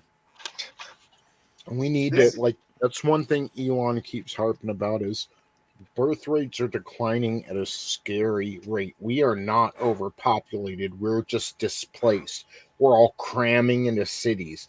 Yep. There actually aren't enough humans, and there aren't going to be enough humans in 50 years. Like, society could very well collapse. We need to be having babies. Right? That's why he was attempting to have a shit baby when Amber Turd.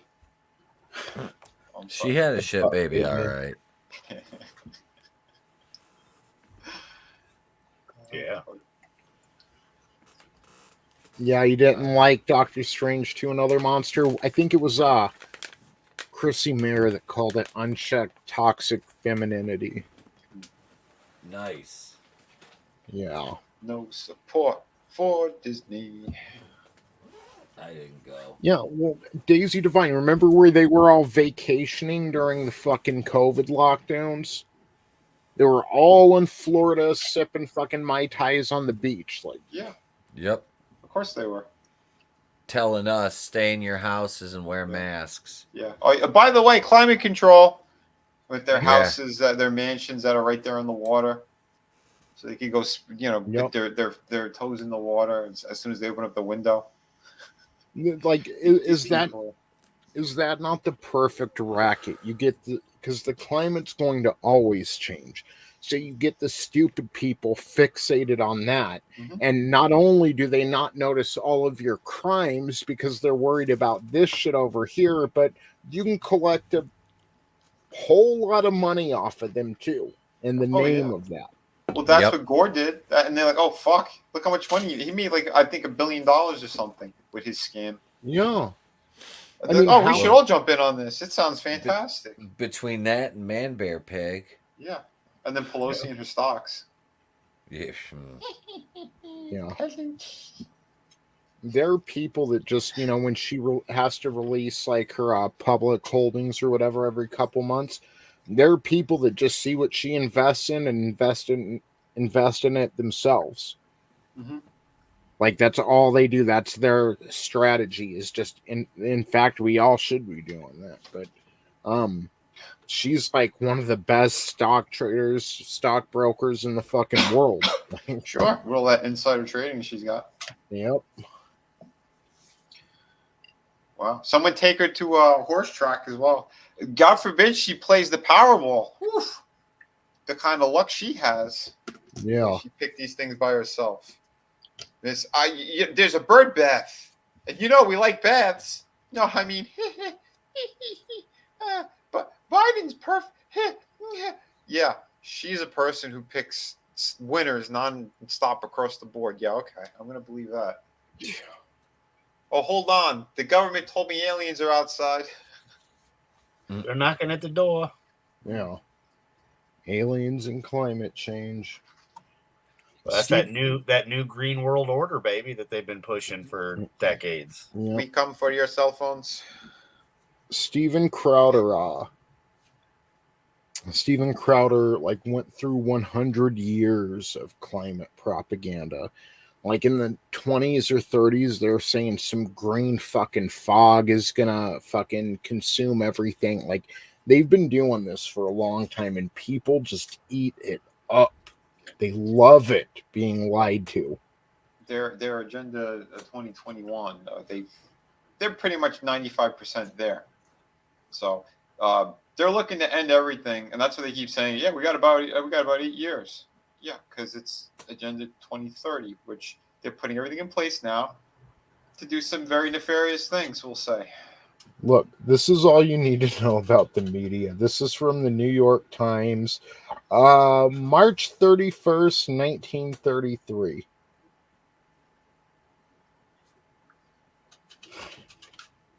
Russians hungry but not starving.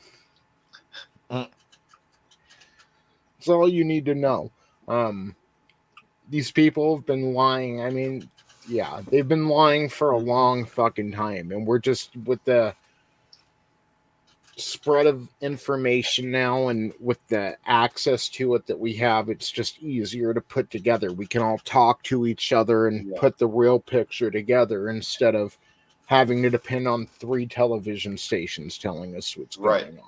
And the other thing is that they put out all these documents anyway. They're very arrogant. So it's there. You could look up shit. You could read what these things are. Yeah. You know, and then, oh, if you take it and you put it on certain social media platforms, boom, they nuke your account. Isn't that funny? Yep. But what was it that you said today, Tony, with Bill Gates? He could say that COVID was just the sniffles, and it's not disinformation whatsoever because Bill Gates said it. The science changed. The science didn't change. Y'all just quit fucking lying. Like, you're wrong. You're wrong. You're wrong. The lies haven't changed. It's the same lie every decade or so. Red Pool, you're wrong. You're wrong. Hold on, I need to pack my suitcases full of money. We're going to woohoo. It still makes me mad thinking about Rand Paul's neighbor fucking attacking him. They had to remove part of Rand Paul's lung, and I don't even think dude really got in that much trouble for it. It's like, I'm so fucking sick of this. And I'm not mad at the politicians.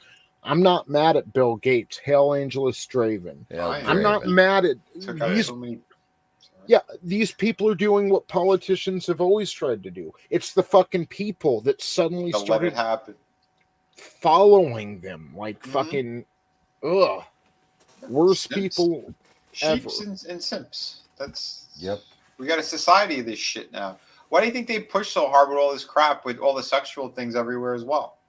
Look anytime anyone puts up a post of a pair of tits or something, it's, you know, everyone becomes like retarded. I don't understand it whatsoever. It's you can appreciate them, sure, but then it's just like you're gonna follow anything that's being said like that, because that's how it kind of started, right? All those girls on OnlyFans and all that kind of shit. I saw it at the convention scene as well. Their followings were massive, and the people who are doing that and they're throwing money at them, they're usually the ones who will do that to anything else. If it's something that they kind of believe in, like they'll be completely brainwashed by it. It's something. It's like a form of grooming. Yeah. If we could channel this into a steady source of income. Like, for real, if you don't stand for Let's start a cult. Yeah. If you don't stand for something, you'll fucking fall for anything. And these people don't stand for shit. Yep. You know, and the ones who are making it happen, they're just, like I was telling you earlier, Etep, people kept pointing out the hypocrisy. Well, imagine if it was them outside, or imagine if it was us outside of a Supreme Court justice's house. And I'm like, literally what's going on right now is you're fighting somebody. They kicked you in the nuts when they weren't supposed to. So now you're complaining that they kicked you in the nuts as they're beating your face in with a brick. Yep. They don't care about the hypocrisy. If they had to torch the fucking rainforest tomorrow, they would do it if it meant they got power. If they had to turn against gays or blacks or any of these other oppressed groups tomorrow to ensure they would stay in office, they would fucking do it. They don't have values. There is no truth but power. That's their only goal. They don't care about this oppressed group being treated right. They don't care about this person's rights or that person's right rights or the climate or any of that. They only care about power, how to get it, and hold on to it. Mhm. They don't care about hypocrisy. None of that. So they've got you focused on their hypocrisy, how they have other people focused on the climate. That's not the mission here. That's not the goal here. So, yeah. Oh yeah. Gotta While rip- doing that, they'll still do Billy's mom. Her name's Grace. Drink your climate propaganda, Billy. Because Robert Loggia told you to. I swear if you don't gobble it up like you Greta Thunberg. Holy shit. Yeah. So, why We don't put we, fluoride in your Minute Maid. Billy. Broline.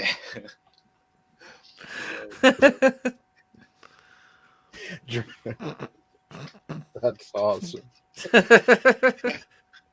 Let's go around if everyone wants to plug their channels, what they have going on this week. Etep. Yeah, hi, I'm Etep. Hang on, let me put my face back on here. Yeah, I'm Etep Wokuian. You can find me and Tony tomorrow night over at the Place to Be Reviews for Going Rogue, episode 54. I'm in witness protection. No pictures, please. Ta-da! And my Platinum Vapor, if you want to sponsor, it's anytime. But no, we'll have Mr. Grant Gregory, Brahma Bull will be on tomorrow night. We'll have the members stream beforehand. I'll probably have a video coming out tomorrow. And yeah, I'll have some videos coming out the rest of the week. The Nitro video from October 9th, 1995 goes public tomorrow at 4 p.m. So check that out. And yeah, thank you, Tony and Vinny and Adam. This was fun. And I hail this chat. You guys and gals rock. Nitro was vastly superior, as it is usually every week, to the shite that was Raw and the bad booking of Vince McMahon. So yeah, I've got another Nitro video coming out, and I still got a Batwoman video kicking around. So yeah, there's stuff. I got stuff and things working. Hell yeah. And look, real quick, I know I showed it earlier, but while Draven's here, I want to show him. I want to play back the phone call from Vince McMahon earlier, if you guys don't mind. Ladies and gentlemen, we here at the World Wrestling Federation believe our television audience is tired of being entertained. If you're looking for the biggest stars in the industry, compelling storylines, fast-paced, high-flying action, you may as well switch over to Ted Turner's Bitch Baby, WCW.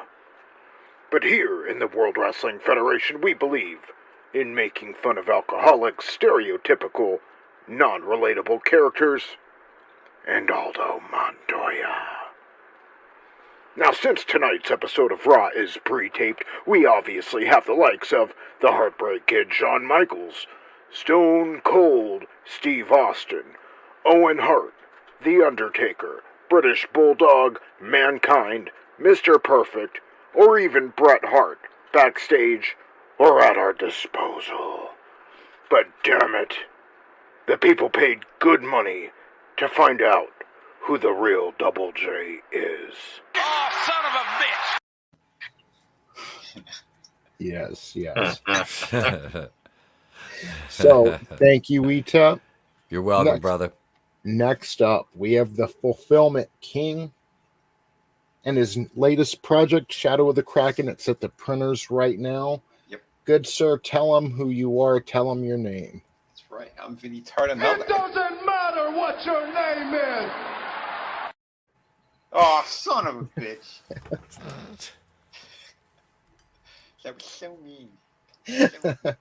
No stock tips for you.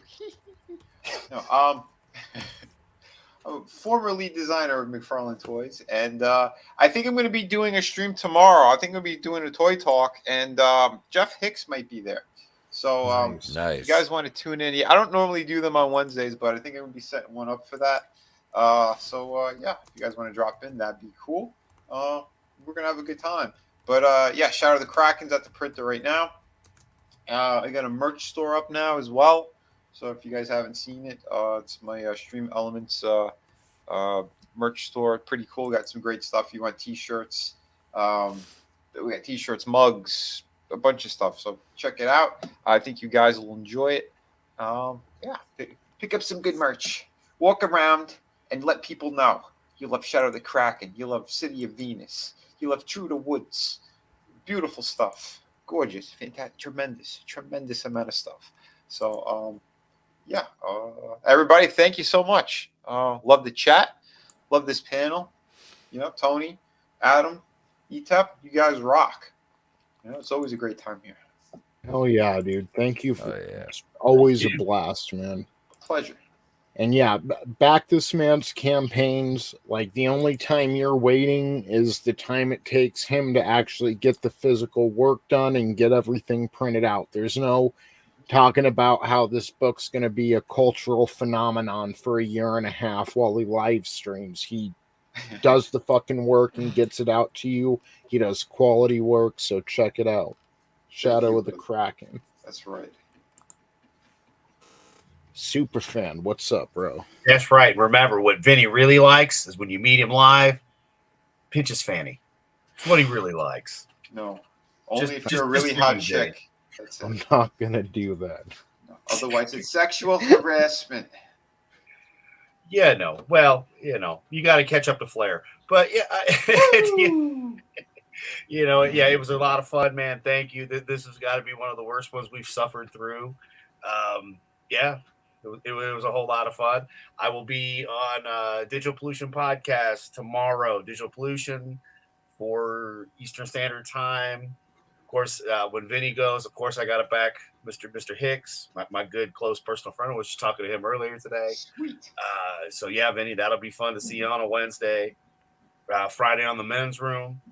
Of course, you'll find me everywhere that these lovely gentlemen are, hanging out here with Clown World Review and Etep Wokuian's place to be reviews, along with some VinnieArt when I can and some red gaze from occasion when I've got the time. But great creators. If you don't like what's out there, trust me, these creators will take care of you. They will fill you full of excitement. Excellent. Thank you for coming on with this tonight, brother. And remember, if you're a giant, watch that first step. That's right. It's a doozy. Never carry a big sack of potatoes when unbalanced. Never. Now, make sure to also check out Tommy and the Guinea Pig Collective. He might be back with us next week. He's had some things going on, so fucking best wishes are there with you, Tommy. Are you guys doing Collectible Past on Thursday? Do you know? I think we still are. Yeah, I think we still are doing that on this Thursday. Nibble, baby. That's right. Yeah, so check out Collectible Past. I'm throwing the link up to Tommy's channel in the chat. And also, Angelous Draven, check out his YouTube channel. I'm throwing that in the chat right now as well. He wrote all the information down, but May 29th is Double or Nothing here in Las Vegas, but I bought tickets to Money in the Bank mainly because I've never been in a stadium. Like, Las Vegas has just gotten all these sports teams and shit. I've been in plenty of arenas, but I've never been in a stadium. I've never been to an NFL game, anything like that. And they're having Money in the Bank at the Allegiant Stadium. So I want to go check it out, see what my tax dollars bought. Fucking, this is what I hate about living in Las Vegas. Like, I have friends in LA and they're like, oh yeah, I went to the UFC. It was like $80 a seat or something, $40 a seat. Out here, everyone wants to do everything on the fucking strip. And WWE has always done stuff on this strip, but I mean, through inflation and all, I was buying WWF tickets and WCW tickets for like $20 back in 1998, and I paid like $25 today or the other day for my fucking Money in the Bank tickets. Like, through inflation and recession, and WWF always puts on an affordable show.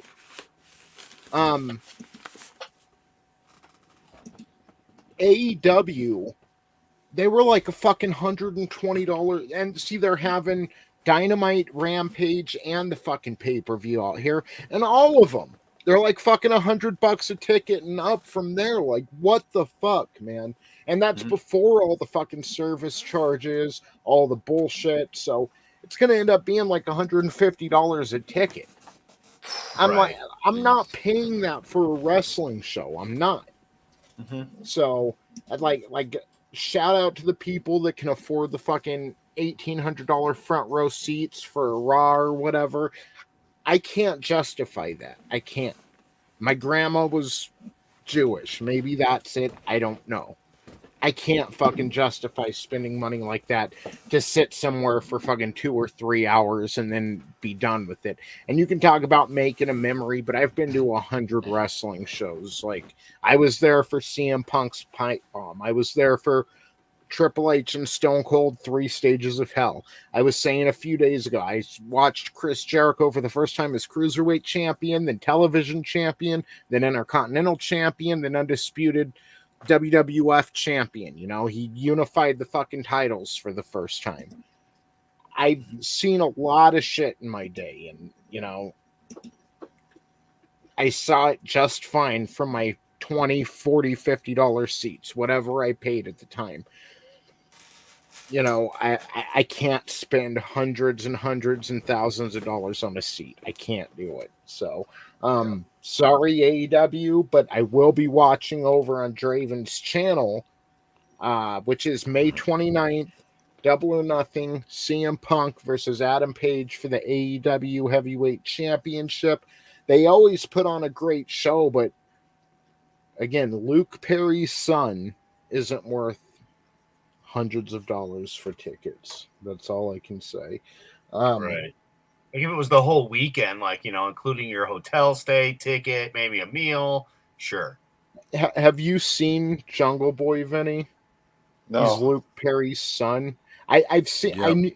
I saw him, and I'm like, you know, I mean, I guess he kind of looks familiar, but I didn't really fucking think about it. And then when somebody told me he was Luke Perry's son, now all I see is like his and Carrot Top's butt baby, dude. Look at this. Oh my god. It's Luke Perry's kid. Like, holy shit. Damn it, Dylan. He had sex with Sideshow Bob. Right. And that's the thing too. Look, he's got his dad's face and his mom's hair. See that? Oh wow. Oh my god, he does. Yeah. Like literally. Yeah. That's crazy. He should have just shaved his head. Are we sure he's not an AI? Yeah, so I mean, He looks like a little guy too. Is he small? he is. Yeah. He's smaller. Yeah. He does some crazy shit in the ring, man. Oh, okay. He's part of a tag team. It's got a real X-Pac and King feel to it. It's Lucha Express, and he's the small guy, and then he's got Luchasaurus with him, and this dude's fucking 7 foot tall monster. You know, He's pretty entertaining. I've enjoyed him. I like them. They're an entertaining tag team, but again, they're not worth hundreds of dollars for tickets. No. Just start running house shows, motherfuckers. Like, stop charging that much. Well, could some of it be too, though, because they're the new kids on the block and everybody's sick of WWF and they're just people will pay it to get away from it? I mean, maybe, but I really think it's because they don't run house shows. So, like, they're not making that other money. What you see on TV is what they're doing, you know? Yeah. I mean, they are still a newer company, too, so. Yeah. Yeah. Which is like, fuck, man. Fuck you, Cody Rhodes. Like, how many people did he talk into fucking WWF over to go over to AEW? And then he's up there smashing thrones that slightly resemble Triple H's chair and fucking helping build this company. And he fucking John Moxley screws over WWF to go there. He's got all kinds of people doing that, pissing off Vince. And then he goes over to WWF himself. Like, after 2 years. Like, you're a traitor, dude. Well, they had the they had the Satan contract out. What can we do for you? I want to be champion, something my father wasn't. So that's the angle, You're I'm not sure. your But father. I mean, Etep could speak more than any of us on it. I'm pretty Right. sure we're looking at a big payday going from AEW to WWE again. It was about Yeah. money. He wanted that absolutely. CM Punk money. He wanted what Tony Khan was paying Punk, and it's like, Yep. but Cody, you're not CM Punk. You're not your no. dad. You're not even your brother. No, Dustin was more entertaining. I think Cody was that lower mid card. Look, Dustin Runnels, he made Goldust work. Cody couldn't make Stardust work. He's bland. And that's what pisses me off when I turn on the pay-per-view Sunday and the moronic WWE fans are not only popping for him like crazy, like they're going to give this guy all kinds of exposure now, but then him and Seth Rollins are wrestling just a kind of normal match, 3.5, 4-star match, and the fucking dumb fans are, this is awesome. It's like, no, it's a wrestling match. No, awesome was Mankind off the cage, man. Yeah, like we used to chant, this is awesome, when someone was getting pile driven off the fucking apron through a fucking table on fire. These guys just did an armbar. Jericho armbar. On drag, whatever the fuck. Like, so just in time, Frankie, we're getting ready to sign off. Go check out Draven's channel on the and we'll obviously plug it again before then, but the 29th we're doing AEW Double or Nothing. I really think Punk might win the title because number one, they are paying him that money and they gotta hope to see a return for all that money. But when Kenny Omega was the champion, that shit was intriguing. I was watching AEW every week. Like Kenny, and he was wrestling injured, and he was still fucking. That dude's amazing. Like, and he did turn down WWE a few times. They were trying to bring him in. That dude is one of the premier main event players of our time. Definitely. He's like the Ric Flair of this age, but his own thing. Then Adam Page became champ, and it just hasn't been as interesting. So, and I don't think I'm the only one who feels that way, judging by what their ratings have been lately. So maybe they should throw that title on Punk. So we'll find out on May 29th. Cool. So yeah. Thank you, everyone. Etep, Adam, Yes, sir. Superfan, Vinny, you guys rock. Glenzer, Draven. Yeah, brother. Glenzer, Draven, Brutal Morningwood, another monster. And another monster said he might be starting a channel here soon as well. So look out for that. If he does, we'll make sure to direct everyone over there. Nice. Daisy Divine, Frankie Knows. Who else do we have here? I think I said Brutal Morningwood already. I get excited. So Brahma Bull. I didn't even see you in the chat, Brahma Bull. Sorry about that. Rousey is Doink reincarnated. Yes, she is. Yep. Horny Health, Good Stuff, Comic Skater, Gap Stargate, fucking Chris Fisk, like all of you fucking people. Thank you, all you fucking people. Thank you, fucking people. The lovely Sherry, 24 Eyes, Mr. Peabody. Thank you all for being here. Again, you're the lifeblood that makes this happen. You guys are fucking awesome. I'm sorry I can't get to your comments sooner when I'm over on the page reading. Like, I know Etep's highlighting them, but sorry if I don't read them as much. I'm just, off screen. So, you was dead at the time. So when you said you were going to start a channel, I'm concerned now. Should I be worried? Yeah. So check us out over at Etep's tomorrow for Going Rogue. It'll be fucking awesome. You guys are fucking awesome. They are not they are not pop culture. They are agenda. We are pop culture. AEW's expensive, albeit money in